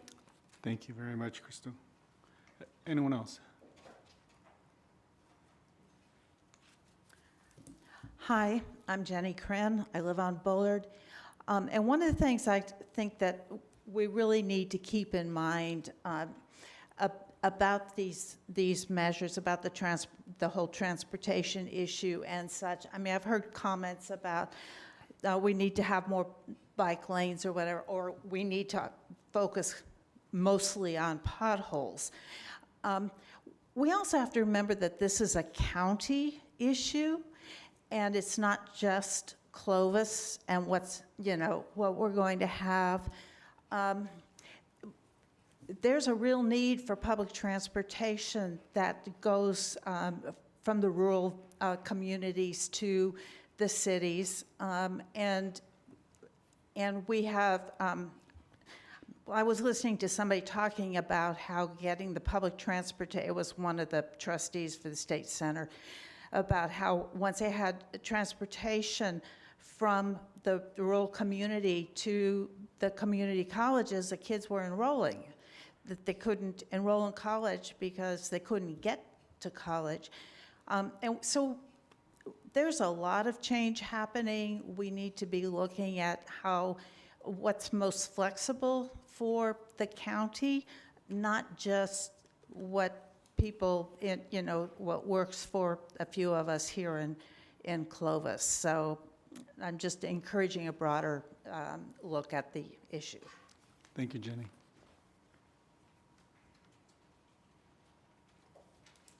Brian Wilson, Bergen Avenue. I'm not for either one of these. I was burned twice. I wanted potholes fixed way back in '86. The potholes are still there. They're just a little different. So I'm not for either one of them. Thank you. Thank you, Brian. Anyone else like to address the council? Okay, seeing none, we're going to go ahead and close the public portion and just bring it back to the council. I want to note for the record that we do have 3 emails. I think these are all in support of the Better Roads, Safe Streets measure. 1, 2, 3 of them. So I just wanted to note that for the record. Okay, what's the pleasure of the council? We have a resolution with a blank name on it, so. Go ahead. I had a couple questions. Oh, Yeah. sorry, go ahead, Drew. No, go ahead. I just had a couple questions for Andy. So, Measure C, how much of an impact is it if we don't have that for the city? I know it's kind of a general question. Yeah, so generally, we get around $2 million a year to support our transit entity and about $4 million a year to support maintaining our roads. So between that, it's about $6 million a year. It's critical. One measure must pass for us to continue providing the level of service that our residents have come to expect, both on the transit side and on the maintaining street side. So it's safe to say that it's pretty much imperative for our transit department to have something? Yes. Okay.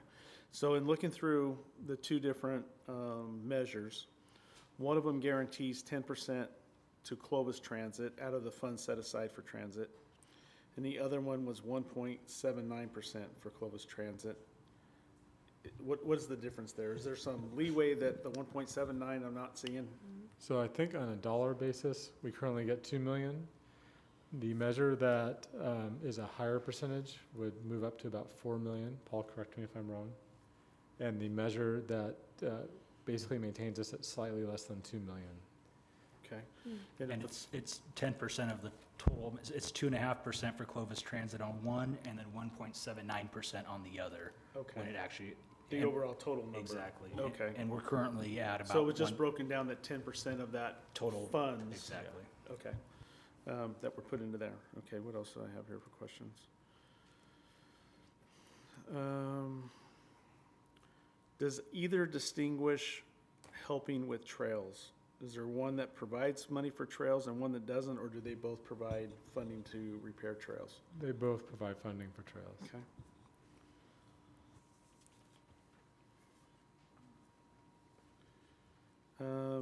In reading through, and if I don't understand, and if I missed it, it says one of them appears to provide money to Caltrans. Does one of them provide money to Caltrans? So one of the measures provides more funds for regional projects, which could be Caltrans facilities, such as a freeway or an interchange, and one provides very little for those projects. Which one provides money to Caltrans projects? I want to make sure I get the names right, because they have shifted. The Fix Our Roads has Okay. more regional projects that would be for Caltrans facilities likely. Why would we want to fund, I guess my question would be, why would we want to fund state projects with local dollars if they were Caltrans projects? So that would be my question there.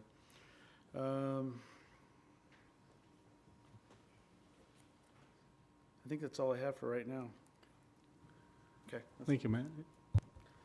Drew, you were up with, okay, go ahead. I was just going to reference what Matt just asked about there as far as Caltrans being part of it. And I mean, previously it's Highways 180, 168 that Measure C has helped to fund and build out and all of that. And so just the fact that a Caltrans or a state, I mean, the fact that we have Measure C at all is because state projects weren't getting funded. And so we had to kind of do the self-help deal to start with. And so those types of interchanges in that, it doesn't have to go to Caltrans, but it just allows for continuation of what Measure C has provided and built. And so it isn't restrictive in that sense. It still allows for that to continue. Drew, did you have some questions? Yes. I met with staff this afternoon to discuss some questions I had. As I understand it, Fix Our Roads is more regional than local. Do we not get as much money out of Fix Our Roads for Clovis Transit versus, I'm sorry, what's the other one? Better Roads, Safe Streets. Better Roads, Safe Streets. Does Clovis Transit come out better on one or the other? On the Better Roads, Safe Streets, there is more money allocated to Clovis Transit on an annual basis, and it's over a 30-year proposed measure compared to a 20-year measure. And one of the concerns that I had that I voiced to staff was the local control aspect. I believe that the Fix Our Roads requires a study, and part of that study could require consolidation of services. I'm not an advocate of losing local control. I don't want, this conversation was had, I think, in the 80s about police services. No, we have control over our employees. We have control over the manner in which they treat our citizens. And I don't know that I trust a regional entity like a regional transportation system to work in the manner that we treat our citizens. That's a big concern of mine. And I know some people can say, well, it's just a study, and maybe they won't recommend that. Well, I have to say that I have never seen a traffic study that was funded by a developer that said, gee, we shouldn't build this thing. It's always yes. So I'm a little dubious on that. With trails, off-road FID trails, they're not paved. Are both of those funded in these two versions? And is there a penalty at some point with one or the other if we're not paving them? It does appear that both proposed measures have funding that can be allocated towards trails along our canal banks. The Better Roads, Safe Streets does have metrics in its proposed guidelines that so many miles of Class 1 and Class 4 trails must be constructed or built by the cities, well, there's specifically figures in there for Fresno and Clovis in that one, whereas the Fix Our Roads does not specifically state how many miles, but that money can be used towards trails. And there was some verbiage about recreational trails, but it seemed vague. Is that, what constitutes a recreational trail, or has that not been defined? Yes, the Better Roads, Safe Streets proposed guidelines does have language in there that no funding can be used for recreational trails. I think recreational trails would be defined as a trail that doesn't lead from one point or community to a point of business or commercial, use. As long as we would have those trails included, and I think in our ATP, they wouldn't be deemed recreational. But there is language in one regarding recreational. It does need to be, I feel, better defined as what exactly is recreational. And that would probably come later with the strategic implementation guidelines, should either of the measures be approved. Yeah, we think the recreational trail definition was a trail that's for pure enjoyment. So think of a trail up in the foothills or Shaver for enjoying a scenic view versus a trail that you could use to commute or go to a park or go in between, place of business. Yeah, I'm just a little concerned about a vague term that's not defined, because you could have some glass half empty person saying that riding your bike is recreation, it's not transportation, which is wrong. There was something else, and I can't remember what it was. I'll call you again when you remember. I may have to come back. Matt, before, Oh, yeah, sorry. we'll go with Matt. I just had Yeah. one other quick Yeah. question. The safe school routes, what exactly does that entail with this? Safe routes to school. Yeah. So yeah, both, our current Measure C has money allocated to safe routes to school, so that could be completing sidewalks nearby schools. I know the Better Road, Safe Streets has a specific metric of so many projects must be completed related to safe routes to school, whereas again, our Fix Our Roads has money that you can use for safe routes to school to complete sidewalks. It doesn't state exactly how many projects, so it's more flexible in that sense. So an example of a project that would be completed, we can look at, would that be like Clovis East? Right now, where we're trying to get Ashland, that sidewalk completed in front of that apartment complex in the crosswalk? Yeah, I think that'd be a good example. And that's something that would be funded under, I think either would Either have would funding be able to available fund for something like that. all right. That's all I got now. Now, you remember? I just remember. Okay, good. As I understand it, the safe streets, roads. Better Road, Safe There you Streets. go. It only covers maintenance to roads but there is a safety exception, because here's what my concern is. We have roads that, as we develop going north, we are putting stress on some county roads like Sunnyside, Fowler, and Beeheimer, and probably Ticonderoga and some other ones. And we would be able to,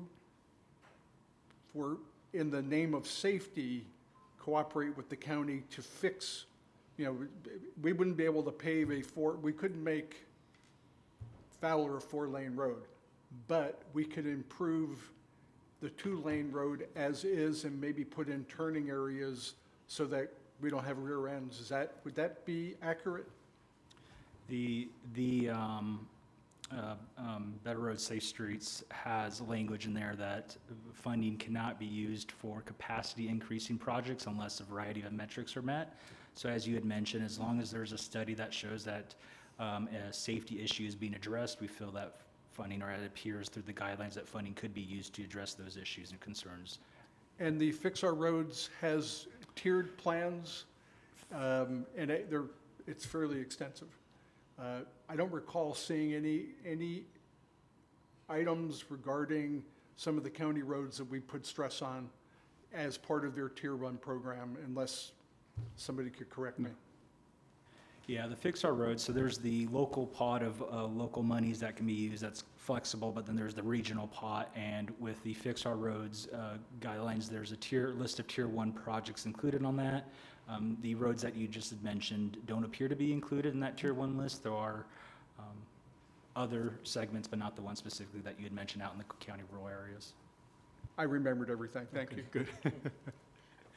I was just going to add just to that, the Better Roads, Safer Streets, I have trouble with those consonants, will allow the list of projects to be developed once the measure's passed according to some frameworks. What you see in the Fix Our Roads is really the exact same, more or less, the same list that was in 2022. And those are all, I think, of the 2519 were Caltrans projects, and 6, is that math, 25? 6 were local projects. So I think that is the difference. But the projects will come in the implementation strategy of Better Roads, Safer Streets. The other comment I want to make on trails is they both fund trails, but Fix Our Roads requires a match for any trail construction that we would do. And if we don't have a match, we're not going to get the trail, or we're going to get less of a trail. So that's the one difference in the two measures. Go ahead, Diane.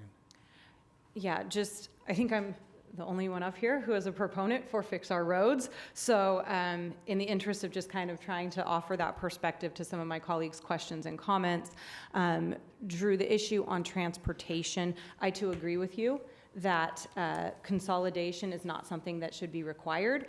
And my understanding is that the study would simply return the findings, and there's nothing conscripted within the measure itself that enforces those findings. But I also believe that what we have seen over the past 20 years, when Measure C was renewed in 2006, there was an interest in increasing public transportation funding to enable an increase in ridership. And fortunately, Clovis Transit, well done. We have increased our ridership. We are back above pre-COVID levels. Unfortunately, neither the city of Fresno nor the rural transportation have seen that increase in ridership. And so part of the whole concept of the Fix Our Roads approach to public transportation is in line with that, keeping everything kind of status quo. The flexible pot of local money that Paul has referenced would enable the city of Clovis to make up any shortfall to our transit, but it also doesn't force the entire county to be subsidizing other public transit that hasn't seen the rebounding in ridership. Now, see, I'm going to have to remember everything that you said, too. So I started at the beginning, and now I'm going to.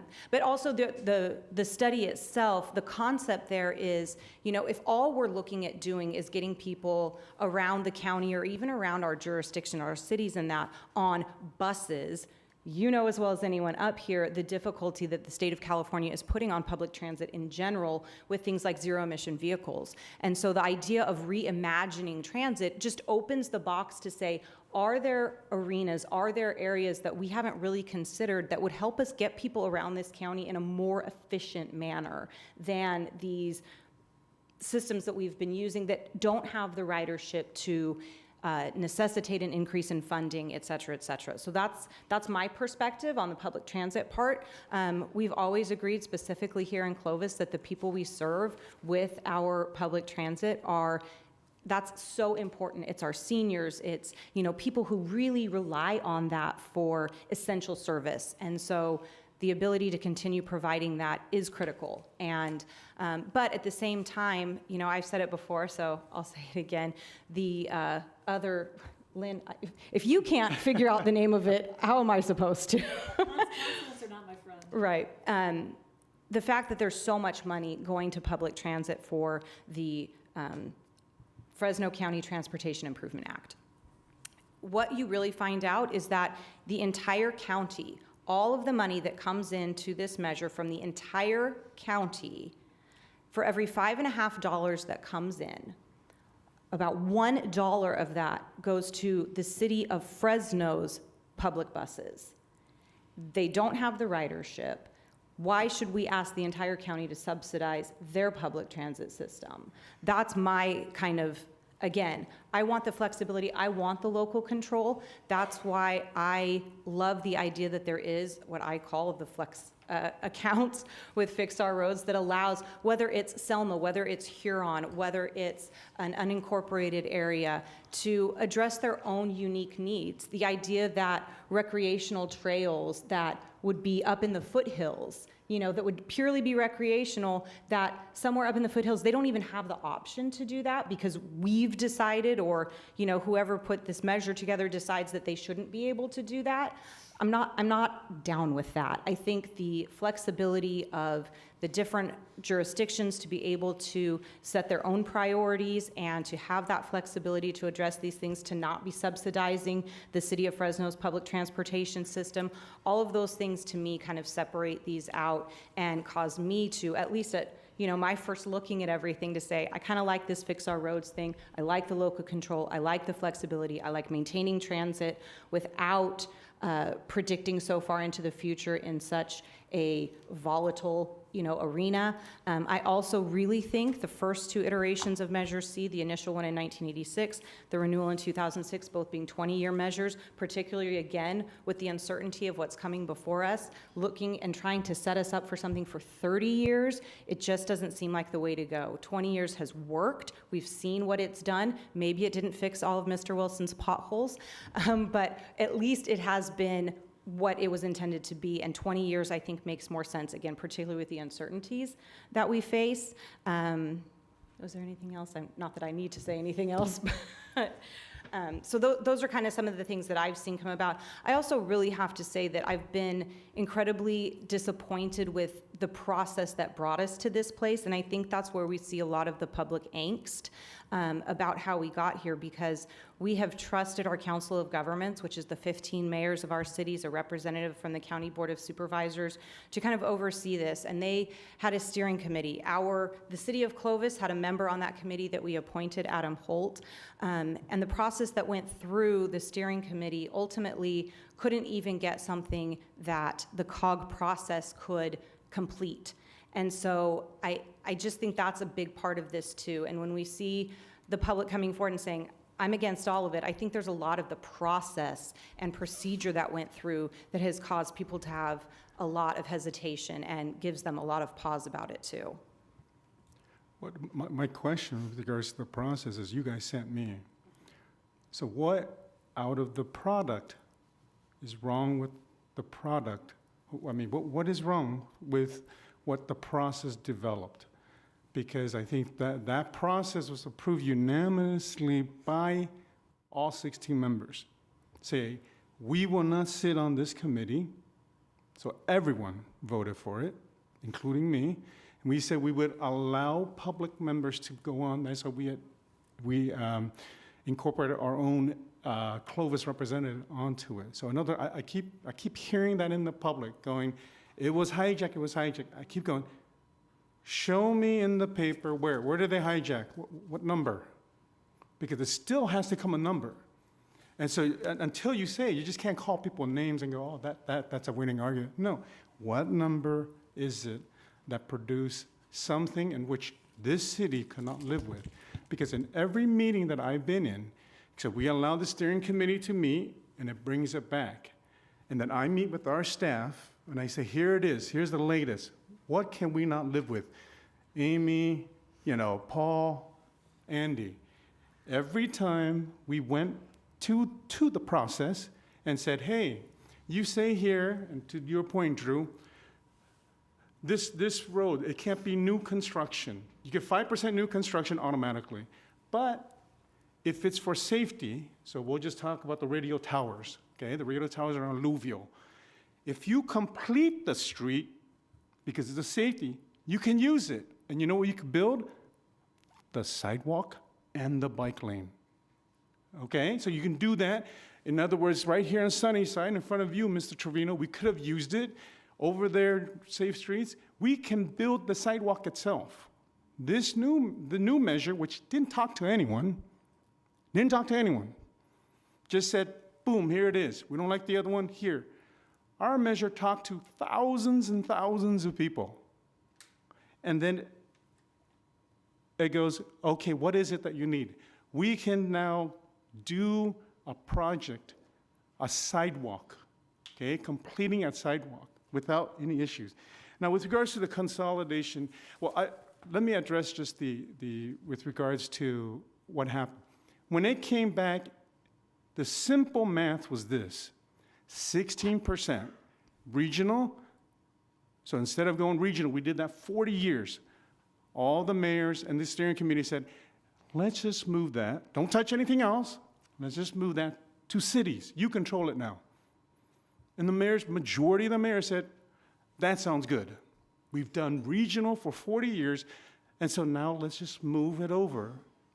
And at the meeting, we asked all the mayors. I was the one who asked all the mayors. All this was went to regional. How much are you willing to give back to put into regional? Ridley, Coalinga, Clovis. I'll put in 1%. How about you? Just to get it back. No one wanted to give money back. Get more money, we're going to keep it because we're going to fix our roads. Okay, we're going to fix this in our city. So, in other words, it's not hard. We're just bringing it back and allowed us to do that. With regards to trails, we can actually improve Southwest trails with this money without any match. If you go for a match, what does the Fed say? Oh, the Fed said it has to be there, it has to be over there. What does the state say? It has to be this type, that type. It has to be paved. When we argued for it, or we advocated for it, we said it has to still be dirt because our FID trails are dirt. And if you don't allow it, Clovis is out. What did the committee, the crazy committee, what did they say? Sounds good, Clovis. We'll let you have it. You know what Fresno said? We got a lot of FID trails too. We want the same deal. And we got that. So in other words, it allows us to do that, to fix the trails that we've never had in the Southwest, and to just do it without having to fix the road itself. The flexibility is in the 65% that goes to the entire complete street. Streets is only 50% in the new measure, the fix our roads. 50 only, and that only touches the pavement you go on, the roads. You want to do the bike lane next to it, and then you also want to do the sidewalk? Get a match. How are you going to get a match? How can you match? You know what we also asked for from the crazies? He said, okay, we can't build new roads. I'm good with that. Allow us to maintain new roads. You know what they said? That sounds good. 10 years, you may need to fix, it's 70%, 80% now. We want you to be able to maintain it. That's what we wanted. We got that. What else did I ask for? I said, the crazies said, okay, we're going to keep using that word because they keep saying they're crazy, but I keep going, they're pretty reasonable. They keep going, okay, you have to go to disadvantaged communities first. I said, no, Clovis is 70% average already. We don't go to Clovis disadvantaged communities, we go to the bad roads first. Allow us to fix the road according to our rules. And they said, that's fine, Clovis, you can do that. Okay? And so these are the things that we negotiated for with our staff. And we got every single one. Clovis likes complete streets. We like our trails. We don't want to be restricted by that. And the other thing that is lost in all this, until you read it, is Better Roads, Safe Streets says cap 1% admin. None of this, consultant fees and all that. You know what Fix Our Roads does? 1% admin, but hey, if it's for this, you can add another percent. If it's for regional transit, you can get 5% more on top of that. You can get 1 to 2% on that. So in other words, every one of the categories we see, they allow consultants to charge the public for more. And the committee, our member, with everybody said, no, we're not paying consultants, we're not paying Caltrans. You asked about, what about the Tier 1? I looked at the Tier 1 projects, and it was scary because there are what? Where Tier 1? I wrote it down because I wanted to see how many of our projects. 19 of the 31 are Caltrans. $1.52 billion go to Caltrans if those get approved. Clovis is way at the bottom, and they just hope it fix Tier 1. And then Caltrans will get that plus 5% on top of the 1% to go do this. So I said, no, you're not doing that. You're not taking any more monies from us. You are not. It only has a regional, only $702 million. So in other words, dream on, Clovis, you know, that you're going to get your regional projects in. So we're not going to get that. So good, don't put it in regional. Give it to us. Let us work. Let us deal with it. It'll be the best for us. Now, with regards to consolidation, you have to read it, okay? You have to read it to get to where we're at. It says here, okay, consolidation. Transit consolidation shall be systematically implemented within a 1-year time frame, resulting in a consolidated countywide transit agency by December 31, 2030. That sounds pretty firm. It's not a, hey, if you want to. That's a pretty much, Amy, too bad. Fax is bigger. Paying our buses fax now, you see, by 2030. And so we go, no. Clovis does it well. Clovis does it really well. Back to the math problem with transit. Transit is 24% now. It's going to go down to 16. I just ask us again, who of the 200,000 people in this community do we want to not serve? The elderly? The disabled? The students? Which route do we want to take away? Because it's going to be automatically that way. And after consolidation, we're not going to get it either. This allows us to do what's great already, and with additional dollars, more dollars for transit. And so it makes perfect sense already. Flexibility, it's us. Local control, us. Sorry, Lynn, you were on FCTA, but you were 1 vote out of 5, which was equal. COG, our percentage of population counts in the COG meeting. Our mayor will represent us in COG, no second body at all. It'll just be mayors looking after their own dollars, looking after their own governance of it, and going, this is what's best. That is what is listed here. That is what is important. And so I want us to read it, know it, see where it's at, and see if that makes sense. I know the better roads, safe streets. It's not perfect. It's not perfect. But it gives us the most amount of money, the most amount of control, and the most amount of flexibility to do what we want and what we have. Then if we think that the other one sounds better because it's a bloated number of 80-something% for roads, it's not. It's only 50%. Active transportation, you need a match. And they write it. They don't hide it. They put it very clearly, and I have to show you, okay, because they know I read this stuff. So, see, on page 12, it says matching fund requirement. Okay, so in other words, you have to go find a match, staff. If you don't think about that trail, don't think about that sidewalk. This allows us to give whatever Clovis needs. And if it's not a road, 65%, we can still do a sidewalk. We can still do a trail. That's what Clovis wants. That's what Clovis needs. And this gives us the most. And for 30 years, even more dollars of a plan that is already set that we can do. So I just wanted to say that because I was involved in it in the past. You have trusted, or we have trusted each other when we place each other into committees. When Matt goes to the safety committee of Cal Cities or Drew, and he comes back and goes, hey, this is a resolution or a policy we should support, you went to it. We trust you. That's good. And if today we go, no, Vong, you went, but you're just the mayor. But, you know, you don't know what you're doing. You didn't read anything. You didn't go with the staff. Then that would go, well, you didn't believe Andy. You didn't believe Paul. You didn't believe Amy. You didn't believe Sean. You didn't believe Thad when we reviewed this all, because they were involved intimately throughout. If other cities were involved, that's great for them too. But if they did what we did, they would go, this gives us the most amount of dollars and best bang for our buck. And finally, you said about, Jenny, you said about the community and think of everyone as a whole. You're right, we do. We appreciate those who come and spend dollars here because it's their tax dollars when they're coming to spend here. But we will also go on their roads every once in a while and think they deserve it as well. And so I think they deserve monies within their towns to fix their potholes, and this gives them more of it. We were getting 3-something%, now we will get 7.2 or something percent of Measure C dollars. That's almost a doubling, and why not take that doubling of dollars for us to control?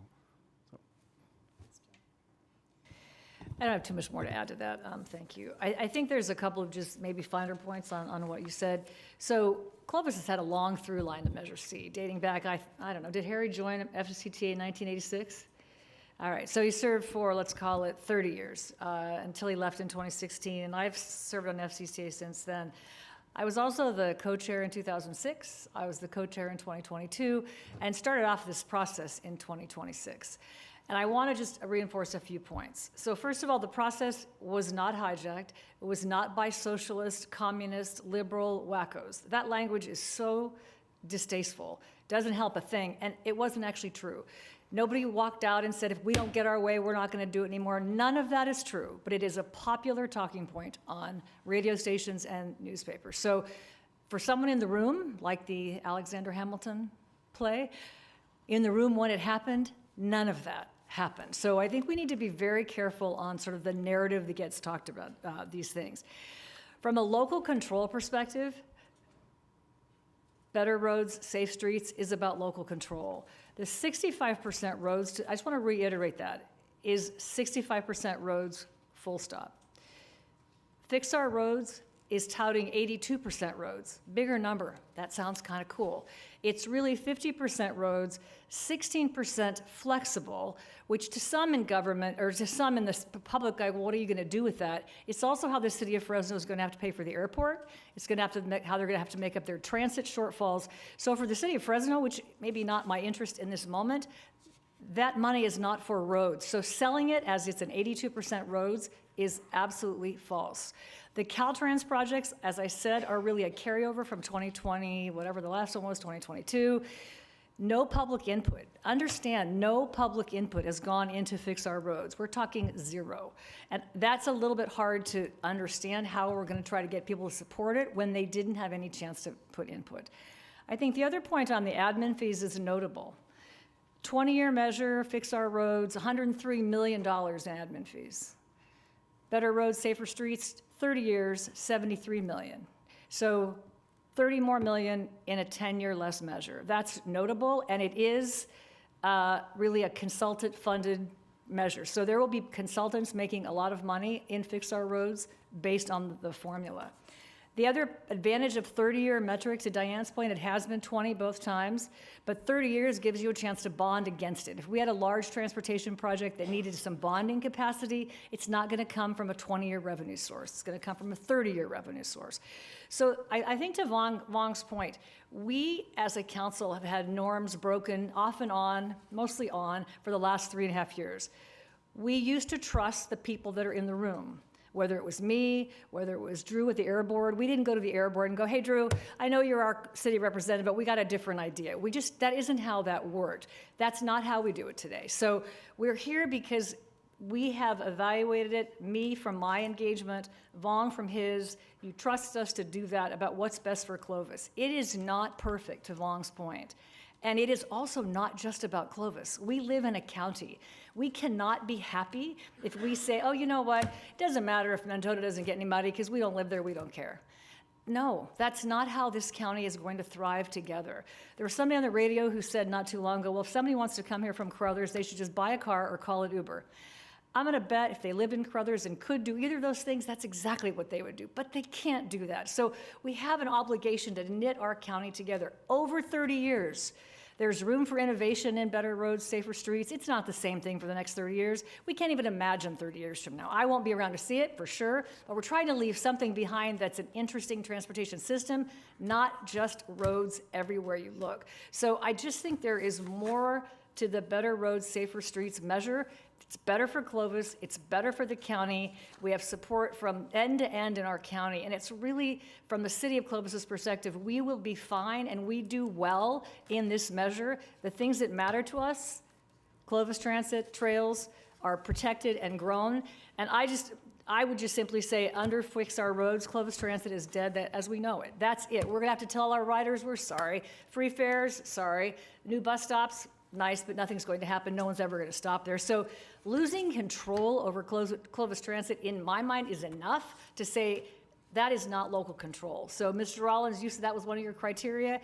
We're gonna give that away and fix our roads. So I think both Vong and I have hundreds of hours in this. We've done our homework. We weren't late to the game. We didn't show up at a press conference and go, okay, we've got this now. No, we've done the work. We've done the math. We work with staff. So I feel really confident that better roads, safer streets, while I can't say 4 consonants in a row, is really the right thing for Clovis.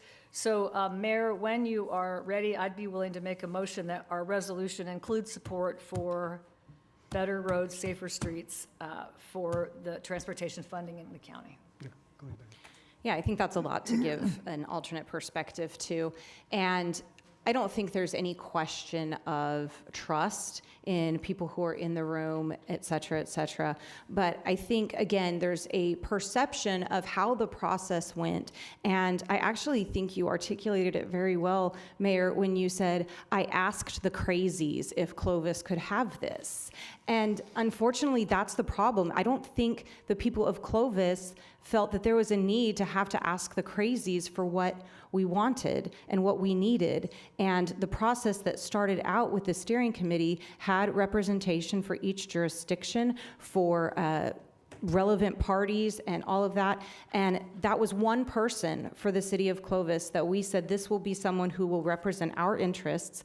And then at some point along the way, you asked for what number is it that gave people concern. I think the number was 12. And that's how many of those, what you called crazies, were brought onto the steering committee at that point and altered the entire dynamics of the process. And so we can, go over numbers and talk about this and that. But again, what we're doing is we are putting something forward to ask the voters of Fresno County to say, we want you to continue this half-cent sales tax measure countywide, and here's what we've brought forward to you. And so I think it's not surprising that people would have, again, some angst and some concern about how all of this came out. If that number of 12 hadn't happened and you weren't sitting here having to say, I asked the crazies for this, if that Better Road, Safe Streets had come out of that process, had gone to COG, had gone to the Board of Supervisors and done what everyone was expecting it to do, I think this would be an entirely different conversation. But I also think it is imperative, again, to be honest about what local control is and what flexibility is. And there's a lot of prescriptiveness in the Better Road, Safe Streets. One of the main things that came out of the public engagement not only was fix our roads, fix our roads, fix our roads, but it was, we have a lot of congestion. We want to alleviate congestion. And to say that we can't add driving lanes unless we also add a certain miles of bike lanes and sidewalks, and we must do complete streets, that's not necessarily what every single jurisdiction in Fresno County wants or needs to do. And so to force that on them, when just because it might work for us, again, this is a county-wide thing, and we have to be mindful of that. But again, I think it is so much about the process that has given people an unease about what's come out of it. And just because Fix Our Roads didn't go through that process, it could have been what it came out of the COG process and the steering committee if it had had its natural course. We don't really know because we'll never know. We had extra people put on that committee. So it's just one of those things. We are where we are now. We have a couple of options, and staff has said, hey, we need a measure to pass, and I respect that. But I do think that there are legitimate reasons to have differences of opinion about which one is best.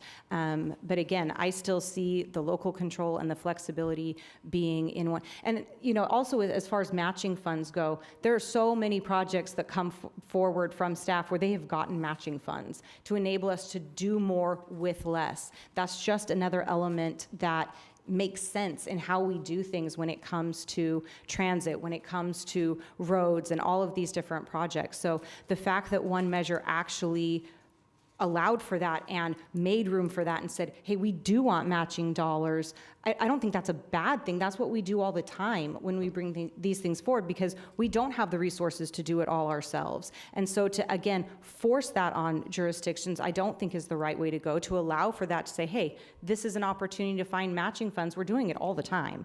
So it's not necessarily a bad thing to have that as part of the Fix Our Roads measure.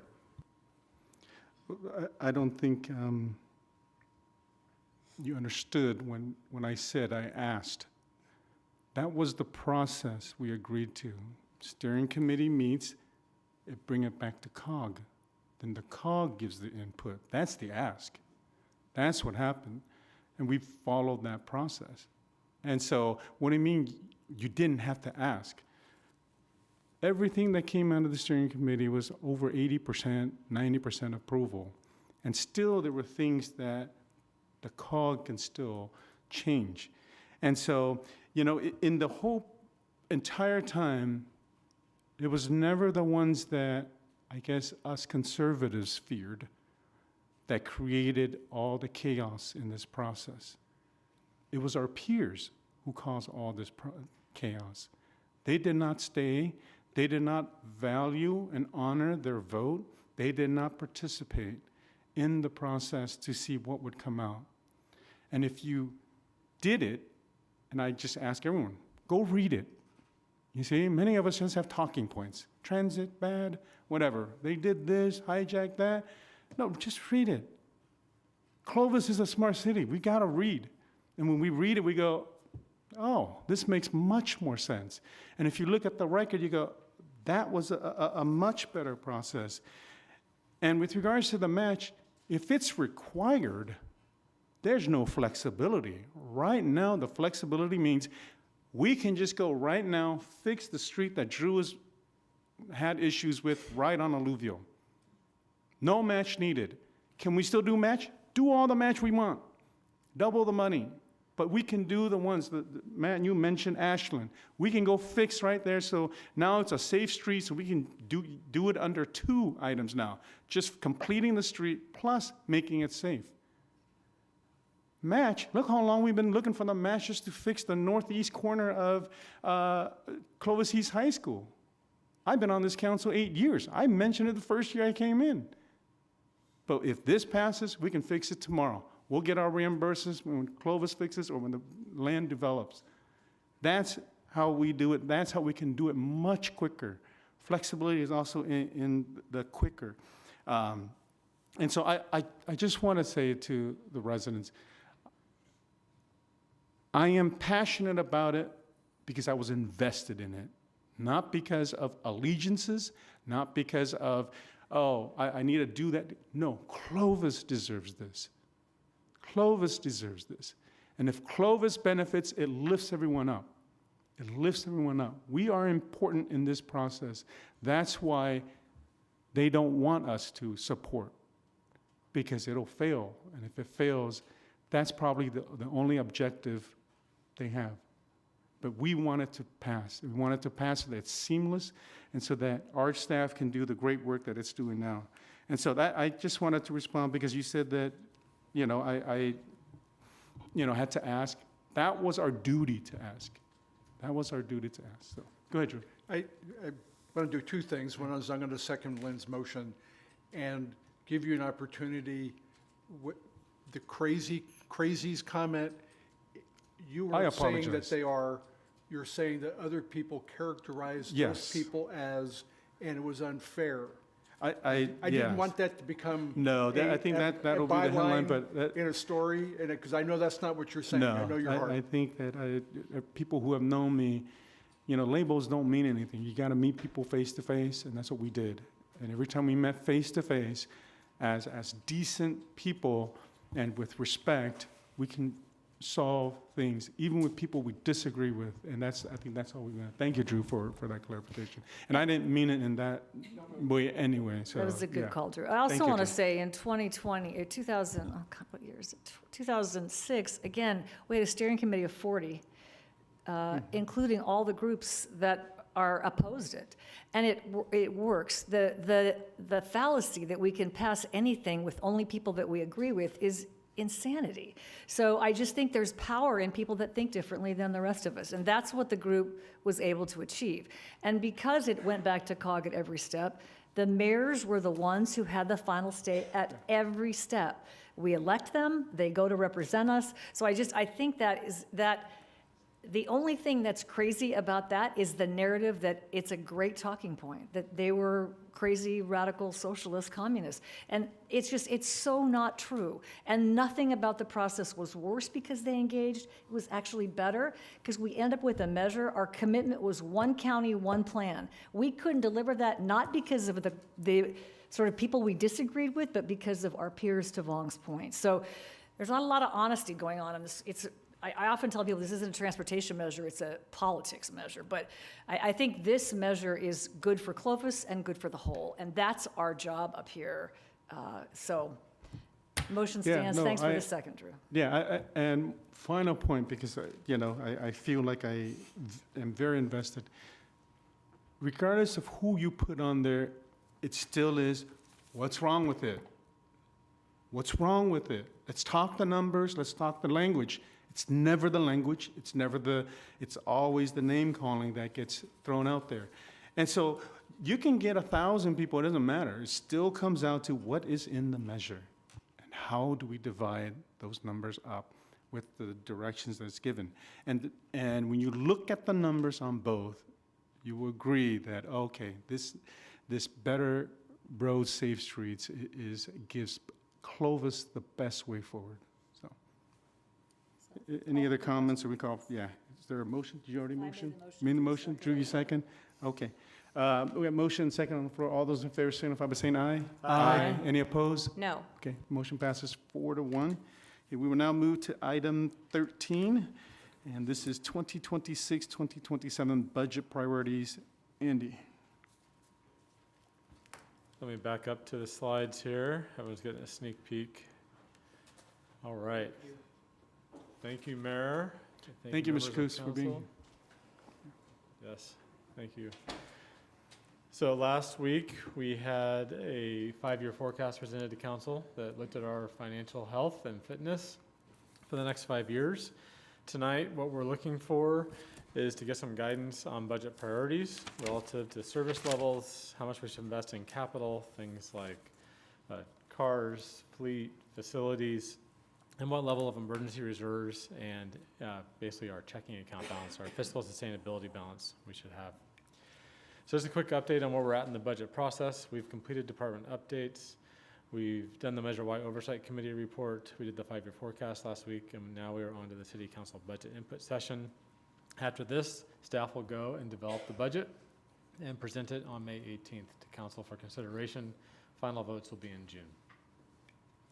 So the 5-year forecast, we're going to be focusing on the first year of the forecast tonight. It's in the red box there. And I am grateful to say that our 5-year forecast and next year, we are in a stable position. That is not similar to many of our counterparts, other cities and agencies around. So we are grateful for that.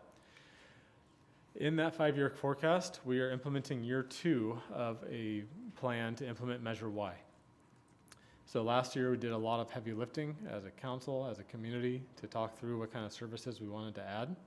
And this year, we have represented those in the forecast and in this presentation on the number of positions to be added. So we have 13 positions in police, that's 6 officers and 7 support positions. Those are things like CSOs, records clerks. And then fire, they have 3 positions to restore their support team. They had incredible acceleration thanks to some grants this last year, thanks to Measure Y. And we just got to implement the first engine crew this morning that's funded by Measure Y. So very excited about that. In about 8 weeks, we'll have the squad that wasn't planned to be implemented until the second year, this year. But since we were already able to do it, it's been included, but it's not really a consideration. Council already took action on that. We also get a chance to improve our streets and parks crews. We have 4 positions in that area for parks, and we have 2 positions in improving road maintenance. And then we have some support positions for all goals, a fleet mechanic, someone in IT, and then personnel as well. And then adequately funding critical emergency reserves, and we'll get into that in a little bit. So there are more things that we are doing with Measure Y that were funded last year. I didn't want to go into super detail on that for the sake of time, but we're continuing to address those issues with the positions that were allotted for last year. And then through the budget process, if we find the ability through Measure Y to come back to council within the guardrails we're going to establish, we'll try to do more. So if we adopted a budget with the information we know tonight, 88% would be going to maintaining public safety, and then the balance is the other goals of the measure. I want to call out one, addressing homelessness is 2%, and that is 2 public safety officers that are focused on homelessness. So one could say 90% is going into public safety. We have seen an increase in keeping Clovis safe and clean from 2% to 4%, as well as repairing streets and roads from 2% to 4%. So we're starting to see growth in those areas as we move along in this plan.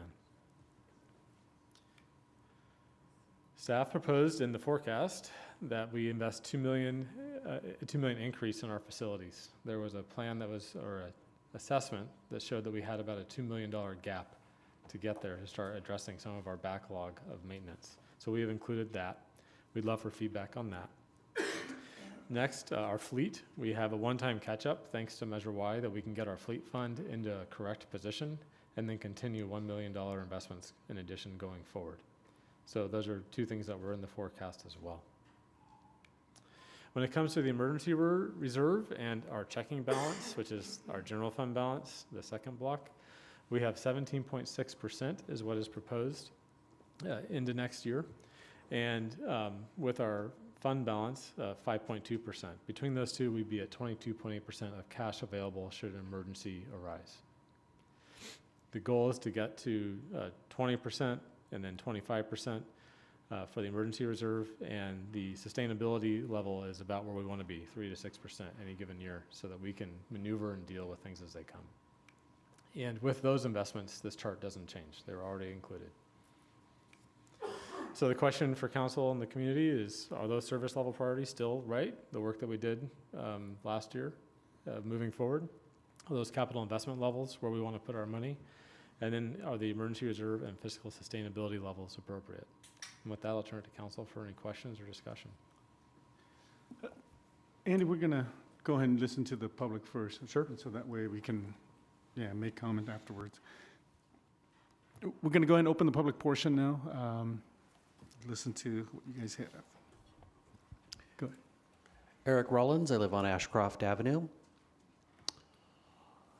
So when I looked at the budget last year, this is the 3rd year, it's amazing that I'm still awake. Budgets are difficult, though incredibly important.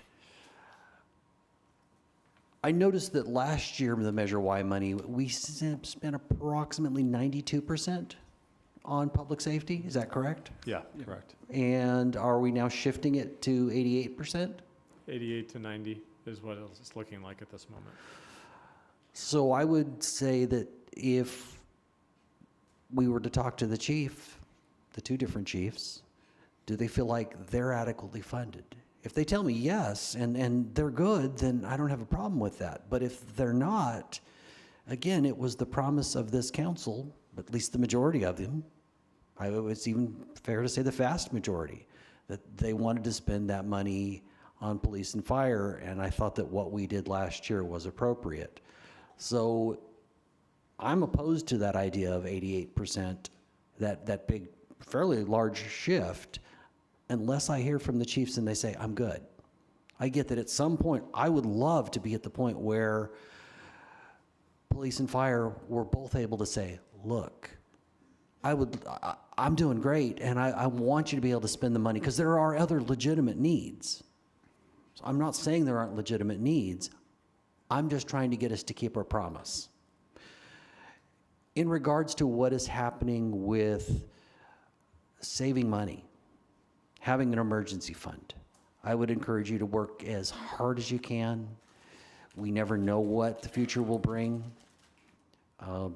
So I'm not quite sure how you get there, but I'm glad we're thinking of that. I'm proud of the city and that we are actually ahead of the curve in that respect. Anyway, that's kind of all I had to say, and thank you for your time. Thank you, Eric.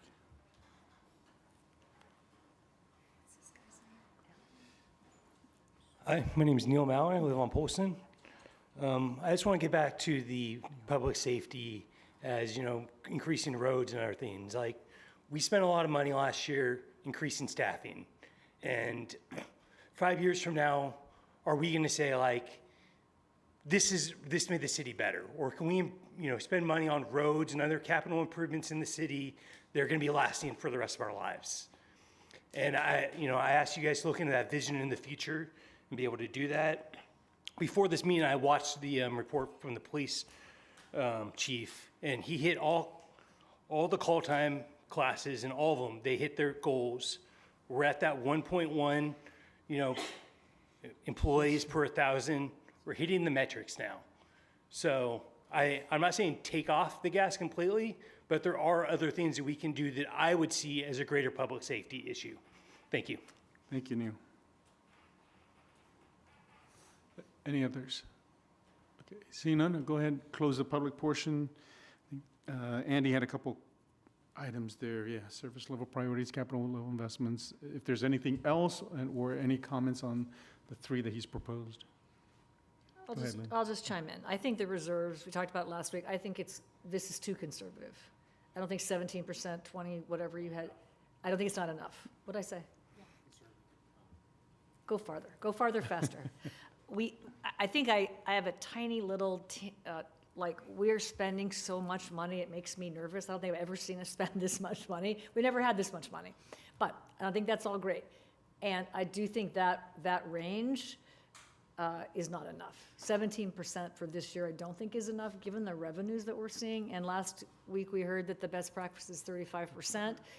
So long-term goal needs to be 35% or whatever the industry metric is. So that would be one of my priorities.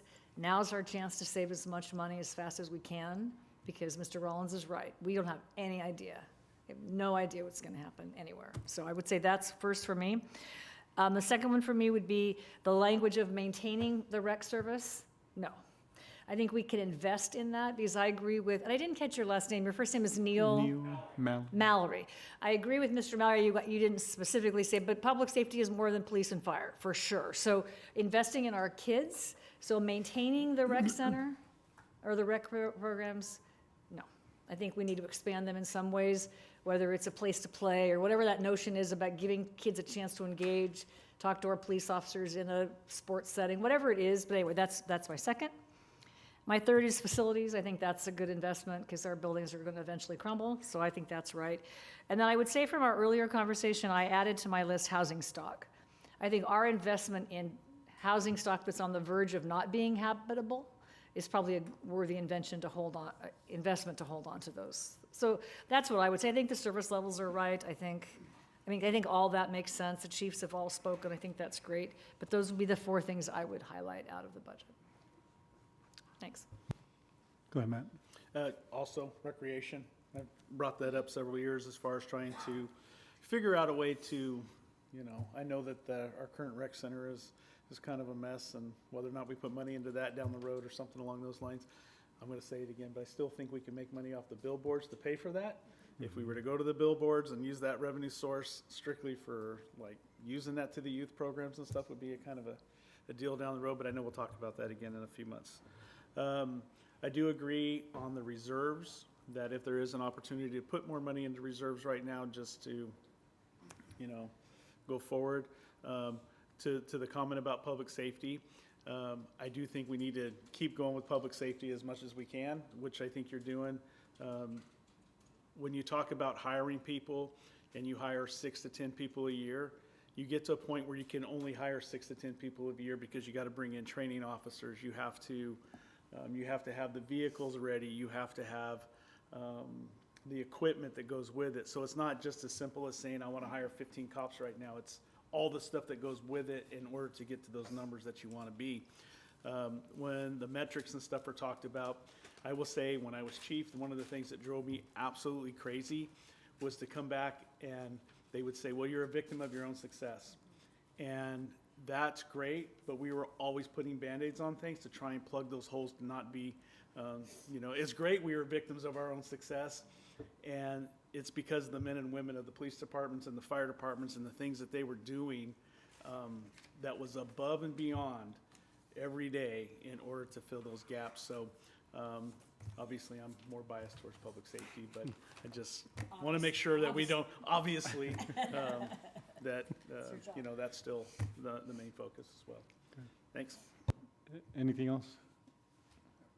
Okay. Go ahead, Diane. Yeah, I'll just agree with Lynn on the emergency reserve. We referenced that last week, and so I do think whatever we can do to increase the current allocation to that and also increasing our mid and long-term goals of what we see there for all the reasons. And I will also agree with Matt. I think one of the things I really appreciated out of this process last year when we were talking specifically about staffing levels, and particularly from our public safety departments, was talking about the support staff that was needed to prepare for bringing on more officers, more firefighters, whatever those things were, and also being able to invest in some of the technology that might be out there to assist in being even more efficient at what they're doing. And so I look forward to the day where I think we can say, hey, Measure Y, you know, that promise we made to the public of prioritizing public safety, police and fire specifically, we are ready to kind of pivot from that and maybe look at some of these other things that can be more broadly defined in public safety. I think that is an excellent goal, and maybe it'll be here sooner rather than later. But I do think there are still priorities. When I'm, you know, out and about, I still see things where it's like, you know, I guarantee you our police department wants the manpower, woman power, technology, whatever, to address that more efficiently. A lot of those kind of quality of life issues and that, I know there's still a lot that we need to progress on there, I think, before we kind of turn our attention from that. So those are kind of my two things. I completely agree with Lynn on the reserve, and just echoing also what Matt was saying as far as maintaining that extreme priority on police and fire at this point. Andy, with regards to facilities, the 2 million is sort of the minimum we need to just get us sort of on track? Or can we put more so that way we are, you know, kind of get to fixing a lot of the items that were identified? Yeah, the study came back at, I believe, around 4.2 to 4.3 million needed. We currently invest about 2 to 2.5 typically in an average year. So that 2 million being invested would get us up to an average that would meet the plan's needs over a 20-year time frame. That doesn't include like a new structure or expansion. So we also, at some point, will probably need to think through how to set money aside for those things. One of the items we have in this budget plan is to do a facilities master plan that would allow us to start strategically thinking about the financing of what money should we put where relative to buildings we want to keep or not. So we'd always love to put more money in facilities and fleet, but we also need to balance that with providing the critical service. So we think that's a good start. Okay. And then with regards to rec programs, I support that wholeheartedly. Where is parks in that, or is parks totally separate? Because I think we need to take pride in the parks, and any thought given there? So we have another crew coming on for parks in this. Okay. Last year we added positions in rec. We don't have positions in rec in the current plan additional, but we'll see what we can do. My comment on all these goals are still valid. This is what was put in that 5-year plan, and that's what we're planning for. But we'll see how things go through during the budget process as to what we can say yes to and still maintain our fiscal sustainability. And I'm assuming none of it is going to sort of the physical part of it instead of just the people side of it, meaning purchasing, upkeeping. Are we just relying strictly on the park fees for that, or is there a need? We've set aside approximately $300,000 a year for general fund park maintenance that we never had before, starting last year with Measure Y, and we're starting to see improvements from that, and that is planned to continue. Okay. And then I also agree with the reserves. I think we just need to get to 25 as quickly as possible, and then we can discuss internally that policy with getting up to 35 that we heard about. So I did a little math. To get to 20% is an extra, next year would be an extra 3.3 million. Has to come from somewhere.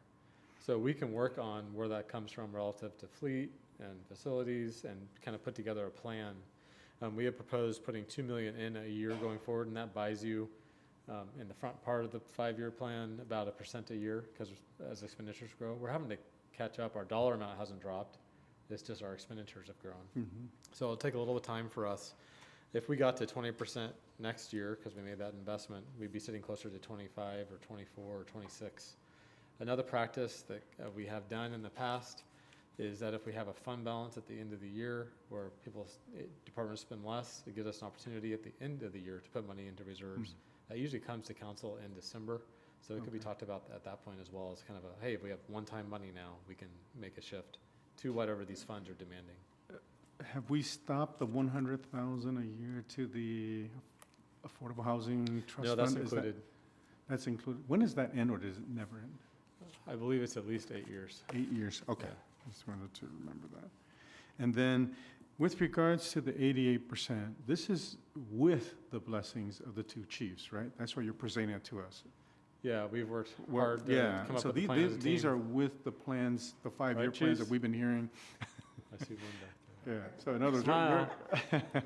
okay, I just wanted to get that on the record. No, Yeah, what you're proposing is things they have been planning for, and Yeah, it's like I fitting said, this right in was with their based plan. on that 5-year plan we all came Yeah. up with together last year. So we're Okay. trying to implement year 2. It's probably not going to look exactly like we proposed, just because things change.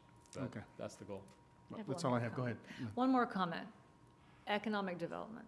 I don't even know what that means, but I do think we have to invest, if there's things we should be investing in that help us generate additional tax revenue besides taxes, like sales tax or business tax, I think that's worth, whether it's land, whether it's, I don't know, alternate reuse of some empty big box store that pop up every now and then. So I think a mindfulness of job creation opportunities, whatever that is going forward, I think doesn't quite fit in these categories, but it does So- add to the revenue stream for the city. Yeah, in Measure Y, economic development was one of the goals that was listed, and it is on my radar and is near and dear to my heart. Yeah, so I think we don't want to forget that either, But- because we do not just want to rely on the tax revenue. We want businesses and maybe we expand the culinary center, or we build I've been advocating for another incubator for a long time. I think we could do that, and there's a lot of empty retail that would be a great incubator location.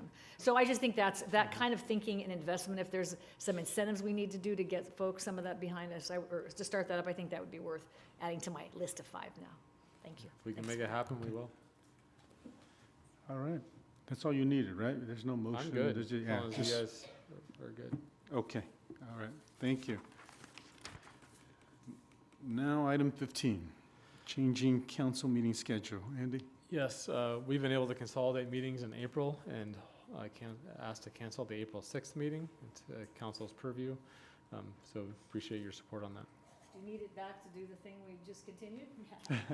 No, You didn't continue it, you rejected all. Whatever we did, Yeah. it will be ready. Okay, all right. I want to give you one more bite at the apple, you get one more chance, because that was a motion, we can have another variation of motion. Stop it. Okay, so any comments with regards to canceling the April 6th meeting from the public? Seeing none? Okay. I'll make a need motion, we cancel the meeting. Okay, second? Second. Okay, all those in favor signify by saying aye. Aye. Okay, motion carries 5-0. Aye, I forgot to vote. Aye. Forgot to vote. All right, we'll go to city manager comments. Yes, thank you, Mayor and Council. We got a planning commission meeting coming up next week, and then we have the community Easter luncheon. So I know they're looking for some volunteers, but I love making the statement that Amy says, there's no reason to be alone, so come on out, be part of the Easter luncheon on Sunday, April 5th. And they are looking for volunteers, if you want to step up in that way. With that, I'll turn it back to you, Mayor. Okay. This is city council comments. Councilmember Basco? I just have, I guess, really just kind of a question on what Mr. Wilson had presented earlier about the flag policy. And in the picture provided, it's by Miss Winkles of military flags that are around the canine. Did we remove those flags, or what's the deal there? No, our current flag policy does not allow for any flags but the U.S. Right. flag, the California flag, and the city flag. So those flags, they're still there, are on city property, but weren't called out in the policy. So we're working on adjusting that language. If I remember right, though, wasn't this part of the Heroes Dog Yes. thing that they did a presentation on in order to, and I think they paid for all the funding and everything as part of the Yeah, the donation Veterans that went District. to that? Mhm. that particular thing, so I don't know. We just need to clean it up a little bit. Okay. Make sure we're in a good spot. All right. That's all I got. Councilmember Bessinger. We got some very good news. We had applied for an exemption for the innovative clean transit vehicle requirement that would have made, we had had to purchase electric vehicles. CARB gave us a 1-year extension. I'm sure that was done with gritted teeth. Extension or exemption? Exemption. Okay. And I'm sure, like I said, I'm sure it was done with gritted teeth. We had a lot of help. Senator Grove set us up with the CARB director, who resigned 2 weeks later. There was no connection, I'm sure. I'm sure she was at the end of the fun. But this is a big deal. This, in conjunction with the work that the federal government is doing to push back on the electric vehicle mandates and our heavy-duty vehicle mandates that have been coming down, I think this is a step in the right direction. It was a really good job by Amy. And Amy, we've had fan letters from other people who want our letters so that they can copy it, right? Yeah, so they were more than happy to have us go to the front of the line and take the hits. And now everybody loves a victor. That's all I have. Okay, Councilmember Ashbeck. Just a couple of items. It was a nice badge ceremony for Clovis Fire last week. I think there might be a future chief in that crowd. That was the most impressive group of young men. I don't know, they're always impressive, but there was something about those folks, because they were lateral transfers, they were a little bit, anyway, it was super impressive, and they all spoke with such pride, so that was great to see. Okay, I have two things that are silly, but one is litter. Okay, back to litter. I sent Andy a picture yesterday, so I walked from Loma Vista Parkway to Gettysburg along DeWolf. That isn't even a block. And I picked up an entire bag of trash. Just someone said, you picked it up, and I did, because I took a bag. So I don't know how we've ever managed it. I'm reminded of the Taco Bell at Sean Armstrong when it went in, and Clovis High kids went there for lunch and threw trash everywhere and all of that, and somehow we managed to figure that out. But there's something, it's out of control. So whether it's Care for Clovis signs, pick up litter signs, you're on camera, I'm taking your picture signs, but it is terrible. And there's no trash cans. So there really isn't an option except to throw it on the ground if you were so inclined. So I just think we got to figure that out, because that community has a chance to start out nice and clean and fresh, but Dutch Brothers and McDonald's are the two worst offenders. All of the trash is that, all of it. And I know that's a thing, but I don't know, it really is. It is shocking to see. So I don't know if there's something we can do. I don't blame it on the kids at Clovis East, but just the neighborhood. People need to take care of their neighborhood. That's part of it. So I just want to kind of continue to rant about that. I want to give a shout out to Judith Pruce. She was the Let's Talk Clovis speaker last week, and I learned so much from her in 35 minutes. But she talked about the quarry that was on Clovis Avenue between 3rd and 4th, that was sort of the cousin to the Academy Quarry. Italian stone, what are they called? Stonemasons? Them. And they were mostly Italian, including her own ancestors. But she just talked about how that grew and grew. And on Pulaski between 7th and 8th was the Italian block of Pulaski. And she talked about what that was like growing up there. And she talked about Mrs. Esparza, and I apologize for the Mrs. Boldini, I'm not sure the name. And they would have animated conversations over the fence in their native languages, not speaking a word of English. All that to say, it speaks to why Clovis is unique. And if we lose that, as I say every single time, I just think if we forget why that's how we started. So it was a wonderful story. I'd never heard that before, the Academy Quarry and all that. So it was really great. But it brought me back to historical markers in Old Town. I know we talked about that. I don't know where that historical preservation work all went, but I really think we could invest in markers in Old Town, Like, who knew that Pulaski between 7th and 8th was the Italian block in the 40s? And she talked, I mean, I can't, I was overwhelmed with kind of emotion listening to her story, but I think we're not going to have many years left with people that can tell those stories, that grew up on Pulaski between 7th and 8th. They're, Mr. Trevino, where you grew up, I mean, we're not getting any younger. So I do think we need to try to work on capturing some kind of historical markers with Boot maybe, or with the Historical Society. But it was such a powerful story that it was sort of the counterpart to Mrs. Ikeda and her Sikh neighbor when she went to the internment camp, right? They're all sprinkled in our history, and most people don't know that. So anyway, I just want to give her a shout out for that. It was really a wonderful, wonderful evening, and it was great to hear. So anyway, if we can put the historical preservation idea back on the list, and historical markers would be great. Even if we had to do fundraising to pay for the markers. I don't know who paid for the trail markers. I don't like them necessarily, but on the trail, yeah.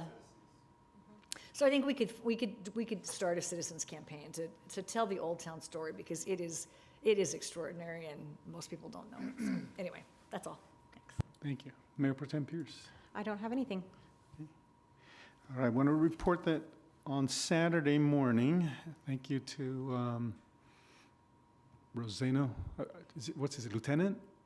Okay, and Rosano, okay, sorry. And then there was the gentleman with him, the officer with him, I forgot his name, and then Councilmember Messenger and I went to the flag retirement, and they retired 5,950 flags. And so that's amazing. Thank you to the VFW and the American Legion for putting that on.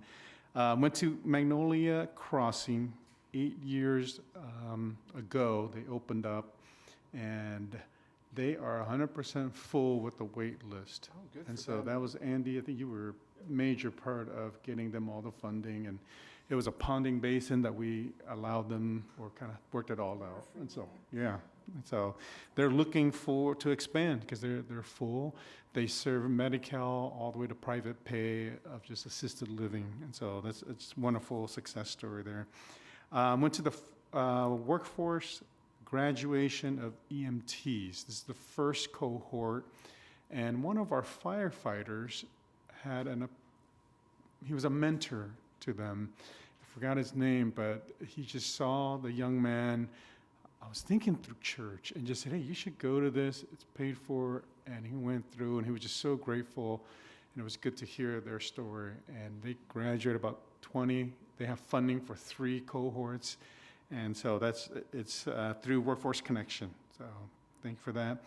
And then I agree with Lynn with regards to the laterals. Councilmember Bessinger was also there when we saw them. And this morning was the in-service for Engine 41 to put it back on with the new crew, and good to see that.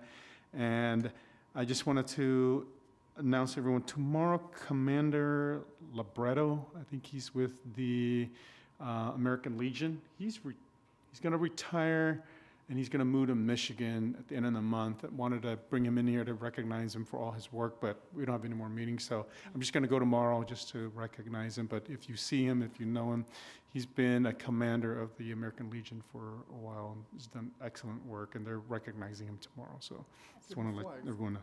Yeah, so that's all I have, and we are adjourned at 8:53. Thank you. Do you know that EMS grant? I was the conduit. I brought WID and EMS and the hospitals together to say. They mentioned, what's her name? They mentioned who? No, singer. Belgium? Yeah.